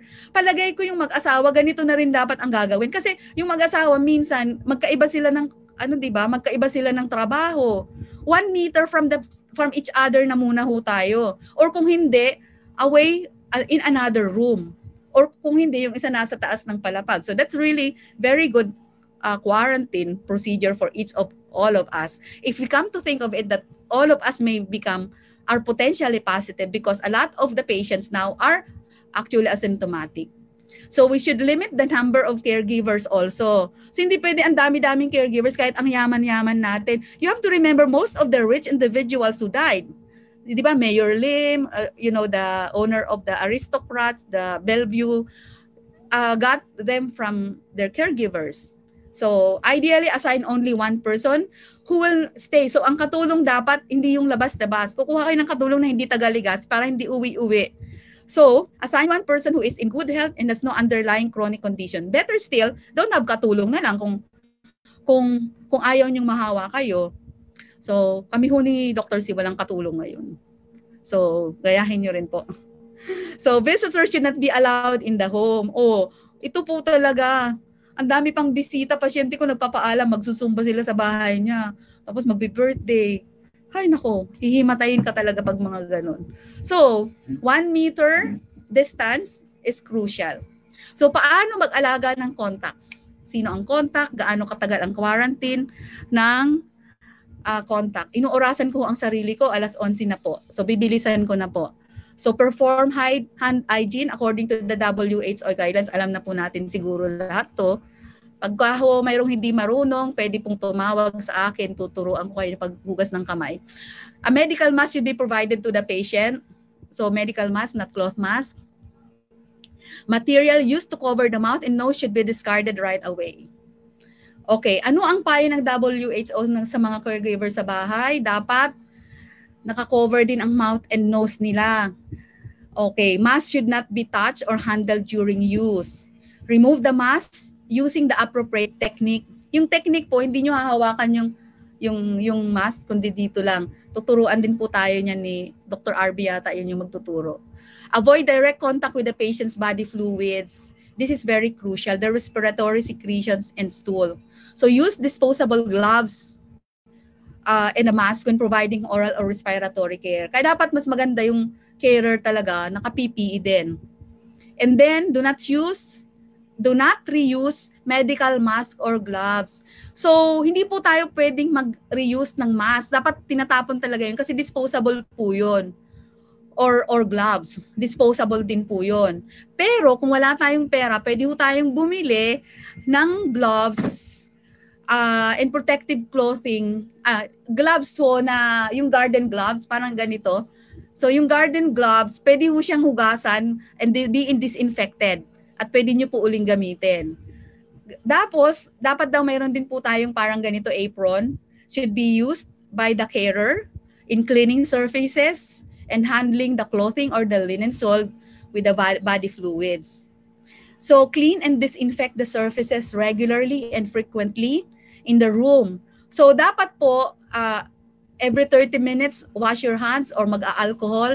Tapos, always disinfect the surfaces.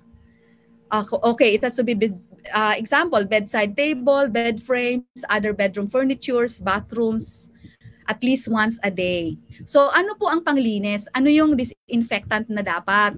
So the regular household soap or detergent should be used first for cleaning and then pagkatapos yung mabanlawan, regular household disinfectant containing 0.1% sodium hydrochloride, yung Clorox, should be applied by wiping surfaces. So a bleach, any bleach product can be used. So the combination should be 10 ml of the bleach in 1 liter of water. Okay. So you have to use dedicated linen and eating utensils for the patient. So pag nag-positive na yung pasyente, dapat kumpletuhin nyo na yung pagkain sa loob ng kwarto, mayroong linens, utensils na doon lang po talaga nasa loob, dedicated for him. Should be cleaned with soap and water and maybe reused instead of being discarded. So you have to place contaminated linen in laundry bags. Sobrang mura ng mga plastic laundry bags. So that is the next problem which will be lectured actually by Dr. Isip with regards to the disposal of this different plastics. Clean the patient's clothes, bed linen, and bath and hand towels. O ito, hindi ko talaga alam kasi hindi ako naglalaban ng washing machine. 60 to 90 degrees centigrade daw yung isi-set. So ibig sabihin mainit yun. So with common household detergent, and dry thoroughly. Okay, so pwede na ho yung gamitin yun. The household detergent, basta ibabad nyo. Recommendation is 2 to 3 hours of babad. So after use, yung utility gloves should be cleaned with soap and water, decontaminated again with 0.1% sodium hypochlorite solution. So 10 ml of bleach and with 1 liter of water. Single-use gloves should be discarded. Yung mga ginagamit naming gloves sa clinic, sa hospital, single-use po yung mga yon.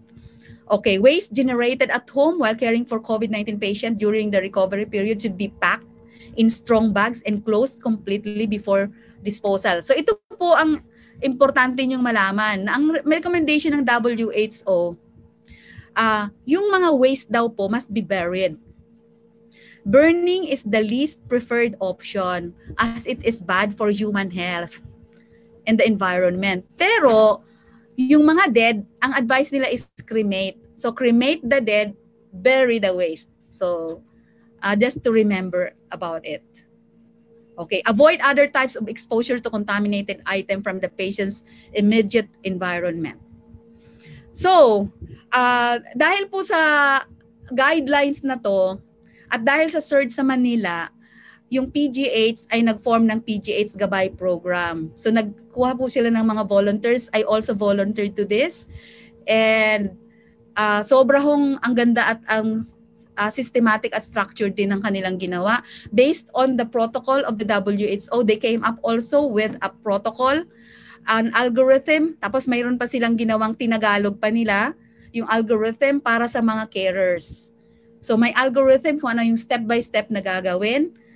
At ito ay ibinibigay din po namin doon sa mga nag-iikonsulta ng mga pasyente sa mga bahay. Tapos, mayroon din silang advice kung paano gawin yung proning. Kasi yung mga pasyente na hindi na ma-accommodate sa hospital, gaya sa Manila, hindi na talaga na-accommodate. So tuturuan din po kayo. You know, these are things that we should not be doing at home, but there's no other recourse. Pero po ang advice is, if your patient is moderate already, is already severe. So ibig sabihin yung may shortness of breathing na siya. May pneumonia, may shortness of breathing, positive sa COVID. He or she is better off in the hospital. Kung puno ang hospital, okay lang po sa tent. Okay lang sa lobby. Kasi malapit na kayo sa hospital, kaysa nasa bahay pa rin ho. Yun po ang advice. Parang yun ang consensus doon sa webinar na na-attendan ko with the UP people. So, yun po ang pag-iisipan po natin. Kasi minsan, we really will stay at home hanggang sa mawalan tayo ng hininga, and that's too late already. Wala na talagang magagawa dyan. So, I would like to end my lecture by quoting Saint Mother Teresa when she said, "Wash the plate not because it is dirty, nor because you are told to wash it, but because you love the person who will use it next." And I want to modify it in the context of the present pandemic. Wash your hands, the bathrooms, and your surroundings, not because they are dirty, nor because you are told to wash them, but because you love the people around you. And with this, thank you very much for your kind attention. Okay. Thank you very much, Doc Ophel. Natapos ko. Lumampas ako ng oras. On time ba ako? It's okay. On time ako. So, thank you very much, Doc Ophel, for that. So, I would like to introduce our distinguished panel now who will be answering our question and answer in our open forum. We have Dr. Rudel Butison, cardiologist, our Dr. Karen Gregorio, our infectious disease specialist, Dr. Jerilyn Adviento, our vascular specialist, and Dr. Alex D, also a pediatrician, and Dr. Gay Reoluyo are also our pediatrician, Dr. Jude Rivera, our internal medicine, as well as Dr. Cristina Meli Brocales, and Dr. Michelle Buela, our immunologist, who will be answering some questions that for our today. So with that, I would like to give it to Dr. Karen now to start the ball rolling for our question and answer, which I think a lot of questions are now being posted in the FB. Right. Go ahead, Karen. Okay. Thank you very much, Dr. Richie. I only have a few questions here.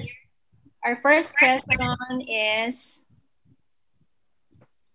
from Ms. Bernadette Bonggai Sovarimbay. To summarize, what important whats, hows, and whys needed to be learned and practiced by households in combating COVID at home? How could this be well disseminated to all the barangays? So I think this is a good question to be answered by our speaker, Dr. Ophel. Okay, thank you for that question. So at least I will have an extension of my lecture to summarize everything. So the take-home points that I want to share from my lecture is lesson that before we allow a patient to be cared at home, and also whether the patient is a contact, the person is a contact or the patient is positive, is we have to be very strict with the criteria and the guideline. So kung ang bahay ay hindi pwedeng mag-isolate ng isang kwarto at walang carer, at yung pasyente ay more than 60 years old, at yung pasyente ay may mga comorbidities, at ang pasyente ay severe, hindi siya pwede sa bahay. Ngayon, WHO is allowing that mild to moderate severe, moderate COVID can be cared at home as long as the criteria as to the fitness of the patient to be cared at home, the fitness of the carer to be actually cared at home, and also the fitness of the monitoring system, the one who will monitor the patient at home, is also put in place. Tapos na, dapat importante yun, tama yung sinabi mo na the government agencies who will actually implement this and will actually evaluate the carer and the fitness of the house and the carer, whether they are really fit, must really be very strict with the criteria. Ngayon, kaso ang problema kasi, dahil sa kabisihan nila sa dami ng kaso ngayon, hindi rin nila nagagawa na agad-agad pinupuntahan yung nag-positive. Hindi rin nila para i-evaluate. Hindi rin nila agad, kalimitan yung pasyente ay hindi, may symptom niya na malala na hindi na nga ina-accept sa mga iba-ibang hospital. O kaya takot sila sa hospital. So, pag nag-positive sila, maghihintay lang talaga sila sa bahay. So, in this particular case, it's absolute that we ourselves should already be the one to implement the different protocols that I have mentioned to you. So, yung social distancing, the wearing of masks, the wearing of PPEs if they are carers, and also the absolute isolation of the sick, and also the isolation of the one who is actually a contact. Ang problema, di ba, kasi kung mayroon ka 10 anak, lahat yun ay within 1 meter mo na nakasama with more than 15 minutes kasi magkasama kayo sa bahay. So lahat kayo mag-iisa-isang kwarto. Eh di ba, sino naman dito ang may kwartong 10 yung anak mo?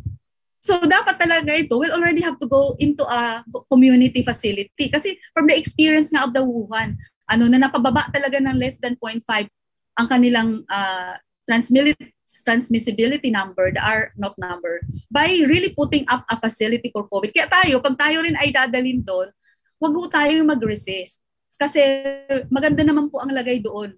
Libre ang pagkain, yung mga ganun. So, i-assure lang siguro natin sila na At saka siguro, ang advice ko din lang sa atin, bawasan natin yung stigma. Kasi we can never tell. Probably each of us has someone who is positive already. We just don't know. Baka tayo positive na din. So why will we put stigma and then, discriminate others who are positive? We have to pray for them and help ourselves para hindi rin tayo magkaroon. So, I think that's all. And I hope I answered your question well. All right. Thank you very much, Dr. Ophel. Well, before we proceed to the next question, I would like to acknowledge our co-faculty, Dr. Mike Navera, and as well as Dr. Al Arelar here in this webinar. There is a FB question here. Meron na ba go home care dito sa Legazpi or private hospital? I think I should ask this to Dr. Karen Gregorio.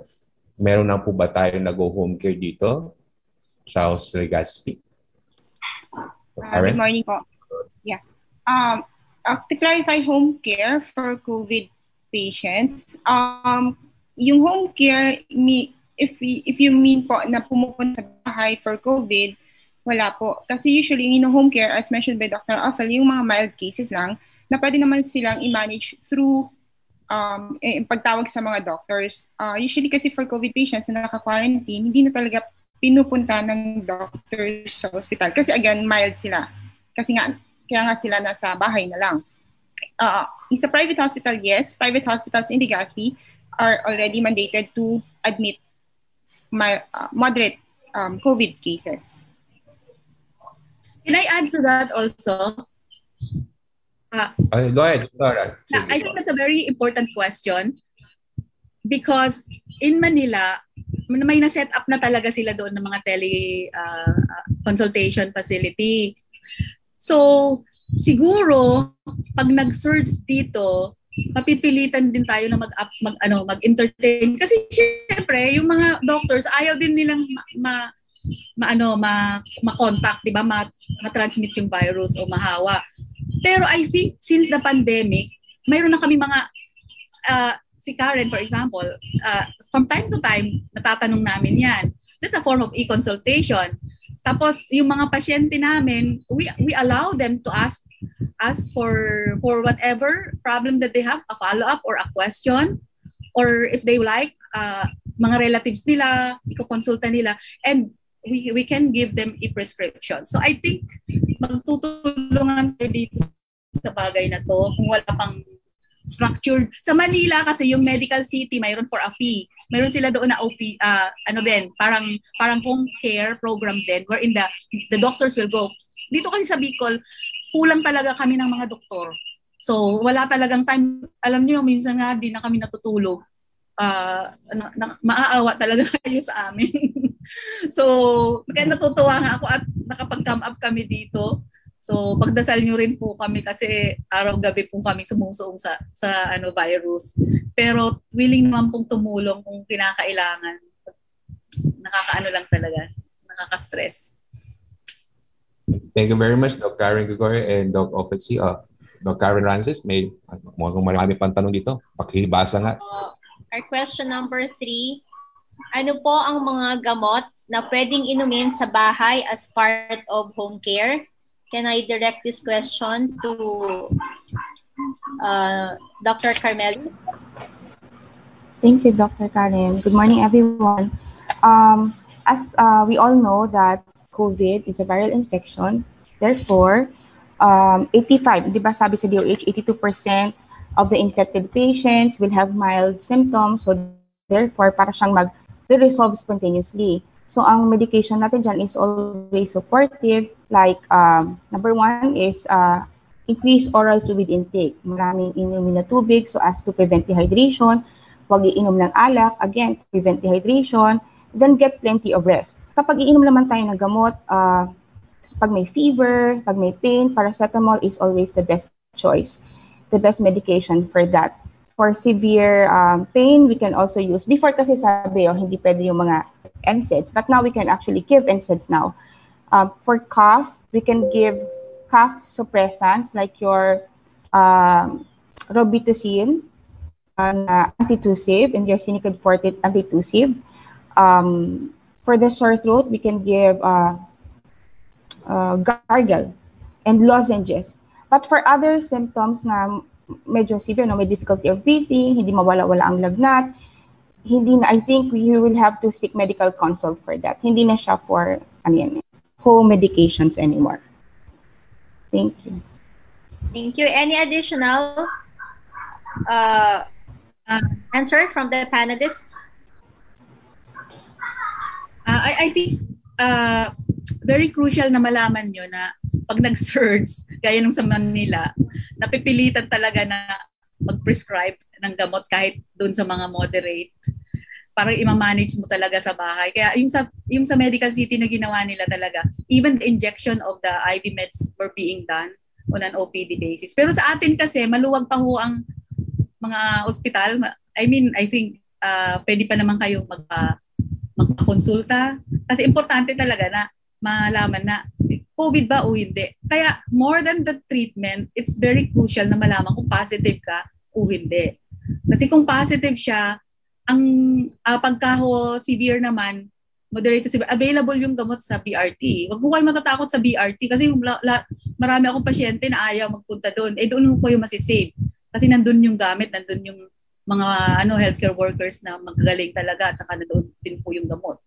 Okay. And I think, hindi na namin diniscuss yung gamot kasi it's too complicated to discuss if we will be discussing those medications. Parang it's a case-to-case basis eh. Hindi pwedeng di kahon na a layman will know those medications. But I assure you, I think the death rate, even if it is rising, it's much better. We're seeing already a lot of patients who are really surviving, right, Karen? For our available, even if they are not really the antiviral medications that we used to give. Pero mas marami ng gumagaling talaga. Yes, ma'am. Thank you, ma'am. Dr. Richie, do you have another question there? Yes, I have a question here. Gaano po kami katagal magstay sa bahay if wala namang kaming symptom pero nagpositibo sa COVID? Siguro, So kung siya ay positive. Sige po, Doc, kung gaano siya, nag-positive po siya pero nasa bahay, gaano siya katagal mag-stay? Kasi di ba asymptomatic siya. So from the time na siya ay na-test, 14 days. Nag-positive siya, nag-positive 10 days. 10 days. So 10 days. Dapat wala siyang symptoms. Ang UP protocol is 24 hours. WHO protocol, walang symptoms for 3 days. So walang lagnat, na hindi gumagamit ng paracetamol, wala kahit na symptoms na nararamdaman talaga. Kasi baka iba hindi nila alam na yung symptom na nararamdaman ay symptom na pala yun. So, tama, Dr. Karen, di ba? 10 days for the positive. Yes po. 10 days for asymptomatic positives. At least po 10 days. But, 14 days. Provided, asymptomatic 10 days, 14 days for those symptoms, provided na 3 days have passed na po na walang symptoms. Ito po yung ginagamit natin dito. Yes. Thank you very much, Dr. Ophel and Dr. Karen, for that. So I think we don't have any questions from the chat box. May mga tanong pa po ba kayo gustong ipahabol? You can type it now. As for... Yes. If there's none, thank you very much for the participation of everyone. We will have the last words, few words from Dr. Ophel. So I think, Dr. this will be your chance to extend your lecture for the last few words. Okay. Sige po. Alam niyo po, more than 20 of my relatives already had COVID. Yung teacher namin na napakagaling, namatay sa COVID. Nahawa niya, siya yung super spreader. Nahawa niya yung maraming doktor din. Mayroon akong sister-in-law who died of COVID. Had a cardiac arrest of COVID, was confined at Medical City. Nag-cardiac arrest sa emergency room. She had a bill of 5 million pesos for 3 months in the ICU. But sabi ng doktor, they will remove already the ventilator. Naka-ventilator siya. Kasi daw brain dead na. Insist ako na hindi yan brain dead. Kahit sa malayo, alam ko hindi yan brain dead. So, pinalipat ko ng PGH. And then, na-wean siya from the ventilator in the next 3 weeks lang. So, ngayon, ano na siya, more than 6 months from the time na she arrested. Bed stable siya. Buhay siya pero vegetative. They're spending over 100,000 pesos per month just for the nursing fees. Plus the medications pa. Mahirap magkasakit. Ang sinasabi kasi nila, ang mortality rate is only 2% from COVID. Pero ang 2% na po na yon, it may be little, very small. If it is already going to hit home, if it's already going to be, nakikita mo na yung best friend mo yon, o kaya yung kasama mo sa opisina, yung doktor na kaibigan mo or kakilala mo, or more so kung yun ang head of the family, or kaya yun ang asawa mo or anak mo, may namatay kasi sa Pulangin, ang bata-bata pa from COVID. That 2% becomes more than 100%, or that's even beyond any percentage at all. Pag namatay po o pag nagkaroon ng COVID ang anyone in your family, doon nyo marirealize na it's not just the numbers. So, sa akin siguro, we're in the state already that we're no longer afraid. In fact, we are mingling with the virus already almost daily, probably. It's just that we are already protecting ourselves. So let's continue with the protection. And when we are actually staying home, or because according nga to the province, 40% to 60% ng mga positive cases ngayon are actually stem from the contacts of the positive cases. At dahil hindi sila na-trace agad or hindi sila natitest agad, it will really happen that they will transmit first a lot. Uubusin talaga kayo sa pamilya. So dapat yung protocol na ni-lecture ko po, i-apply nyo yun doon sa bahay nyo. Kung maglagay din po kayo ng mga post-its, mga placards dyan, ito yung demarcation. Kung maglagay din kayo siguro ng whatever innovations that you like, a barrier, a plastic barrier, to each of your children kasi hindi nyo magawa na magkaroon ng isa-isang kwarto, whatever innovation that you can do. I think we Bicolanos have been very persevering and resilient. We have gone through many typhoons, the worst typhoons ever, the worst calamities. Although this is the worst probably that has ever happened to all of us. We know that we can persevere, but we have to hold on to each other. We have to be prepared all the time. So we have to act as if each one of us is positive. So protect ourselves. So that's my take-home point. Thank you very much, Doc Ophel. Now for the awarding of Dr. certificate. I think yes? we have some words from the panelists. Pahabol lang po tayo. Okay. Sige, go ahead. Yes, Dr. If I may add po. I will start with Doc Bitison. Yes, good morning. Oo. Baka kasi nahiya yung ibang mga participants magtanong dun sa, this is in connection with the one answered by Dr. Carmeli, yung mga gamot sa bahay. Some may ask if okay ba mag-take ng mga vitamin C with zinc kasi ang daming tumatawag or sa clinic, Doc, di mo ba ako bibigyan ng vitamins? Ako kasi personally sa clinic, pag humingi ng vitamins, binibigyan ko. Pag hindi ko binibigyan. Why? Kasi according dun sa recommendation ng sa PISMID, yung sa Infectious Disease na Society, hindi recommended kasi yung vitamin C kasi wala naman daw halos na nakitang clinical benefit doon. And yung vitamin C po kasi nakukuha naman yun sa mga prutas, no? So ako, yung mga patients ko, especially yung mga limited yung panggastos nila, so I don't prescribe vitamin C. Pero yung mga pasyente, Doc, pwede bang vitamins? Edi yun yung binibigay ko kasi safe naman yung vitamin C. Although nag-try ako maghanap ng ibang studies na related yung vitamin C sa COVID, ang taas ng dose na ginamit nga nila 8,000 milligrams yung ginamit nila, pero still, ang nakita nila yung side effect na ng vitamin C. So, yung iba kasing pasyente nag-1 gram ng vitamin C. So, I would suggest yung 500 milligrams ng vitamin C, pwede na siguro yon. So, low dose lang. Pwedeng hindi rin actually kasi nga sa recommendation, hindi naman ina-advise na talagang kailangan yung vitamin C. Same with yung melatonin, yung mga ganun po. Yung ibang pwedeng itanong kasi nila, ng ibang mga participants natin, ano nga yung Chinese med na inaano nila? Yung Linwa. Linwa. Ako hindi rin ako nagpe-prescribe nun kasi walang data yun. So, yun lang po. So, when it comes to supplements, if you're going to base dun sa recommendation, it's not recommended. But can you take it or not? Yung vitamin C, yes, you can, but yung tamang dose lang.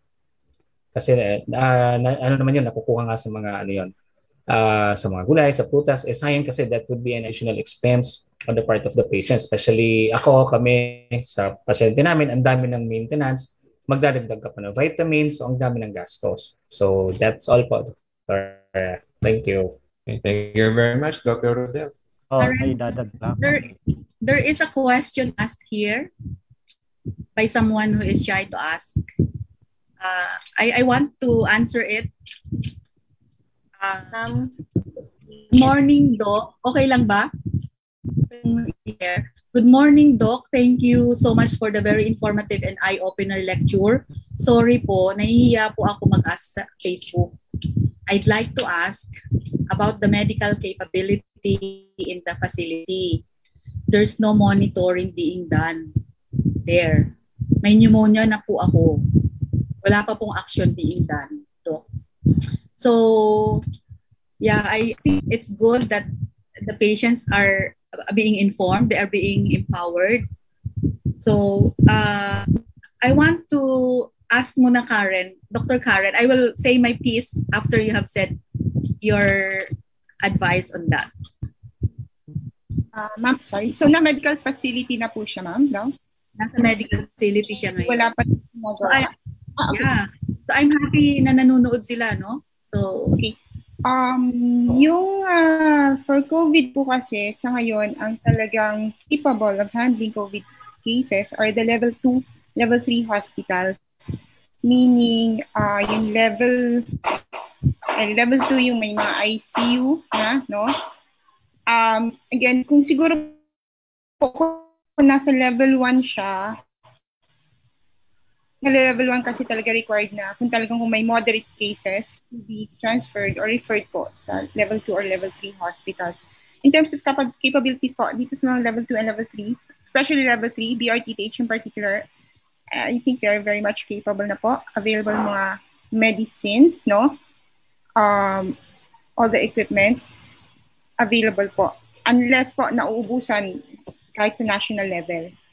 Level 2 po, most of the level hospitals, yung mga private hospitals po, wala po yung ibang mga gamit like the high flow need cannula, kaya nire-refer po namin sila sa BRTTH. But medication-wise, available po yun. Okay.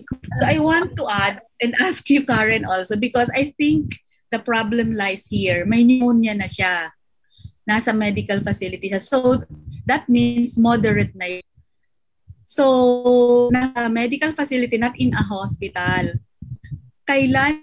Dahil hindi sila minomonitor. Quarantine. So, paano? Quarantine facility. In a community facility, hindi hospital. One of the facilities here. Oo. So, may pneumonia na siya. Kasi I think BRTTH, may pasyente nga ako talaga niya nag-positive. Pneumonia na siya, pero papauwiin kasi mild. Pero nag-insist ako. Sabi ko, hindi. So, nung nakita talaga yung x-ray, very bad x-ray. So, na-admit siya. Pero kung hindi mo talaga alam, at least yun kasi doktor ako, alam ko. So, kung hindi pala alam nung pasyente na kumapangit na siya, may pneumonia siya. Pero nandoon siya, hindi naman kami nung monitor. I think, sure, sa mga medical facility or quarantine facilities po, ma'am, meron po silang mga if in case may problema, meron silang mga kailangan i-contact na person doon. So I think, inform na po nila kung sino yung contact person nila doon para sabihin yung kaso niya para ma-refer na po siya sa hospital facility. Kasi Mitch, Dr. Bella, di ba meron ka ng friend? Andito ba si Michelle? Kasi tinatanong, Karen, alam mo, tiningnan ko yung report ng DOH. Hindi naman yung ICU facility. Parang ang available pa nila is 45 or 49%. So, ang ICU, tapos yung isolation nila malaki. Pero siguro mga community to. Pero sa hospital kasi, baka nire-refer nila ito sa ibang mga hospitals, hindi lang BRT. So kasi yung ibang hospitals naman, hindi nila kaya kasi syempre kung walang PhilHealth. So, may pneumonia na siya. So, magtiyaga na lang siya siguro pumunta sa 10th one, di ba? Hanggang sa siya ay doon ma-evaluate. Hindi po kasi yata siya papalaanisin, ma'am, dun sa community na yon. So, it's best na i-coordinate niya po sa immediate na superior or kung sino nagmo-monitor po sa kanya. Tapos yung nagmo-monitor yun yung mag-coordinate po sa city, sa CESU or sa RESU po para ma-transfer siya. Oh, kasi dapat, di ba, mino-monitor talaga sila. The monitoring there is even more stringent than at home. Yes, ma'am. Oo. So, what is the must for a community facility when it comes to monitoring? Kasi wala daw monitoring. I think, okay na po tayo? We have na pahabol na question po from the chat box. Before we close, what is now the preventive or defensive supplements or vitamins that would most likely protect us from COVID, except from avoiding contacts, which we could do 100%? I think I'll try to answer that, Doktora. Okay, Doc. Mike. Yeah. Sa ngayon, napakarami ng mga nagtatanong tungkol dun sa mga supplement as a preventive therapy. However, base dun sa ating guidelines and recommendations, sabi nga na-mention kanina ni Dr. Rodel, yung mga prescribed vitamins by your primary care physicians are still okay. However, they should not be used as a sole treatment or a prevention drug or supplement for COVID-19, because including yung mga common na supplements ngayon na nagsisilabasan kagaya ng vitamin C, vitamin D, zinc, lalong-lalo na po yung Linhua, yung Chinese medicine. Okay? Yung Linhua, in fact, it's not approved by the US FDA for the reason that kahit dito sa Philippines, it cannot be described by a physician without an S2 license, because one of the components of your Linhua is your ephedra. Your ephedra is a regulated drug po. So kailangan po may S2 license yung mag-prescribe doon. And we do not prescribe that for COVID for the reason that there are cardiovascular risks associated with it, such as a heart attack, hypertension, palpitations, or even stroke. At pagdating naman po dun sa BCO, sa coconut oil supplements, well, yung coconut oil is considered as GRAS by the FDA or generally accepted as safe kasi nga ginagamit natin sa pagkain daily. Pero hindi po siya pwedeng gamitin panggamot. So let us make this clear po na these supplements, the ones that had been prescribed by your primary care physician, you can still take them as prescribed, but they cannot be used solely to prevent or treat COVID. Okay po? So, yun lang po. Thank you. Thank you, Doc Mike. Dr. Richie, there's a last question, I think. Yeah. The last question is from Mary Barbo. If you have COVID, what are the chances of getting COVID again? Are you immune already? Or have you built immunity after having COVID? Yan po ang tanong. Siguro, among the panelists, sino po pwedeng makasagot? Or I'll just address na lang po kay Doc Karen Gregorio for this. Kung po ang question is, if you have COVID, what are the chances of getting COVID again? Pag nagka-COVID na po tayo, pwede pa rin po tayo magka-COVID, no? Yung base po sa latest studies, ang immunity na naproprovide is about 6 to 8 months, no? But not sure pa yon, ongoing pa yon, but the immunity ay hindi pa po lifetime. So pwede pa po. Kaya even after COVID nga, di ba, sinasabi pa rin namin na practice pa din yung minimum health protocol, and also kahit nagkabakuna na po tayo, tuloy pa rin kasi yung immunity na magproprovide ng bakuna sa akin ay pinag-aaralan pa rin po talaga kung hanggang kailan. Tulad nga ng last lecture, baka may mga booster doses po tayo para tuloy na po tayo maging immune from COVID, from the SARS-CoV-2 virus po. Yeah. In addition to that, I think I know of some cases na nag-ulit-ulit after several months. So there's really no assurance that after COVID you won't get it. It does not offer lifetime immunity at all. At the most, probably 6 months, but you can never be sure. So better be safe, wear all your protective mechanisms rather than get COVID again. At saka magpabakuna dapat talaga para added protection. Okay. Ano ba? Anyone from the panel could add? No more? Okay, so for that, thank you very much for those. I think that's the last question. So for the awarding of certificate and commendation to the research speaker, I think that will be under the BU extension. Kung sila po yung for the hour commendation, share.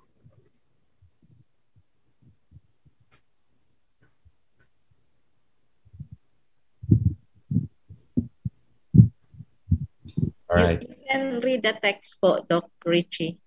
All right. So the certificate in partnership of the BU Extension Division and University Disaster Risk Reduction Management Committee, together with the BU College of Medicine, certificate of commendation is hereby awarded to Ophelia Summers C, okay, doctor, okay, and for our internist cardiologist for sharing her time and expertise as research speaker, which contributed to the success of the Doctors in Health webinar series on the topic, how to be a COVID-19 warrior at home. Ang laban na tunay ay nasa bahay.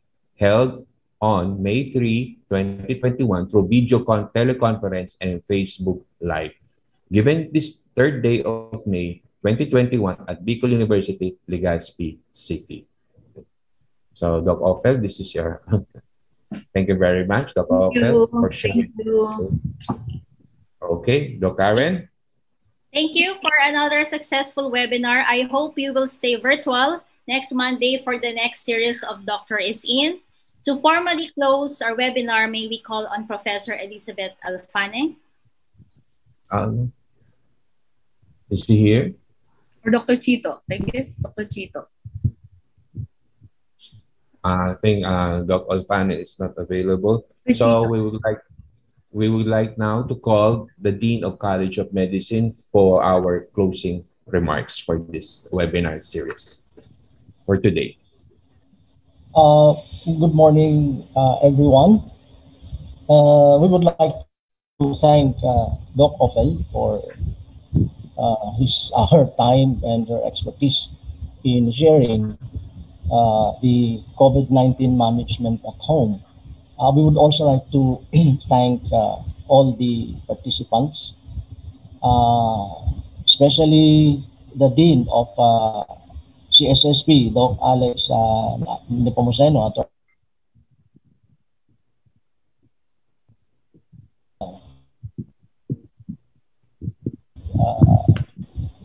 Professor Ramses, and all the rest who had participated in this webinar.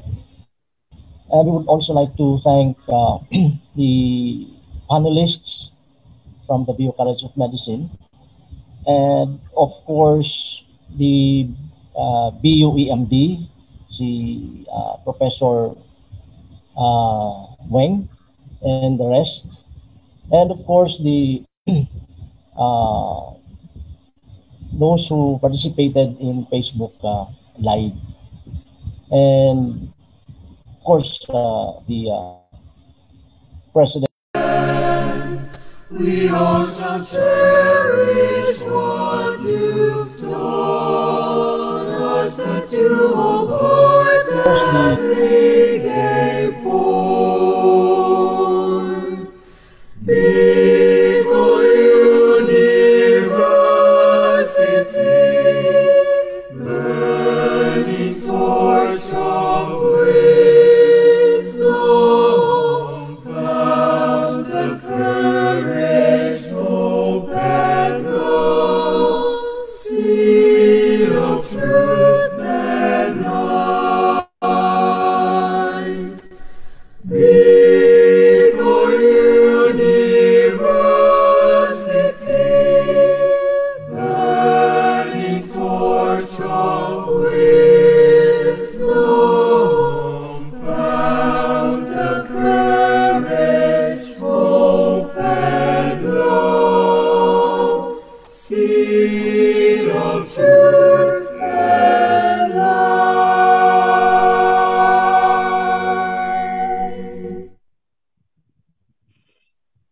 Okay, let's open our cameras for our photo op of this webinar series. Open po lahat po, bukas po. Pakita po natin yung magagandang mukha natin po. Yan, smile.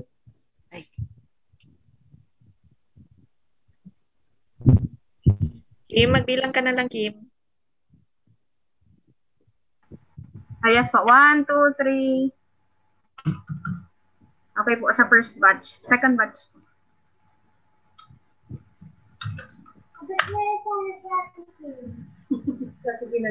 Opo. Tapos dinara ko naman magapit. 1, 2, 3. Okay na po. Third batch po. 1, 2, 3. Okay po. Last batch po. Masyado. Pa-open po ng camera ng sa last batch. 1, 2, 3. Okay na po. Alright, thank you very much po to everybody. Sa susunod pong Lunes, another Dr. Is In webinar series. We will be discussing a very, very interesting topic about practice guidelines or what should we do for this COVID-19 infection. Thank you very much and happy lunch and have a pleasant day to everybody. Bye, everyone. Thank you. Bye.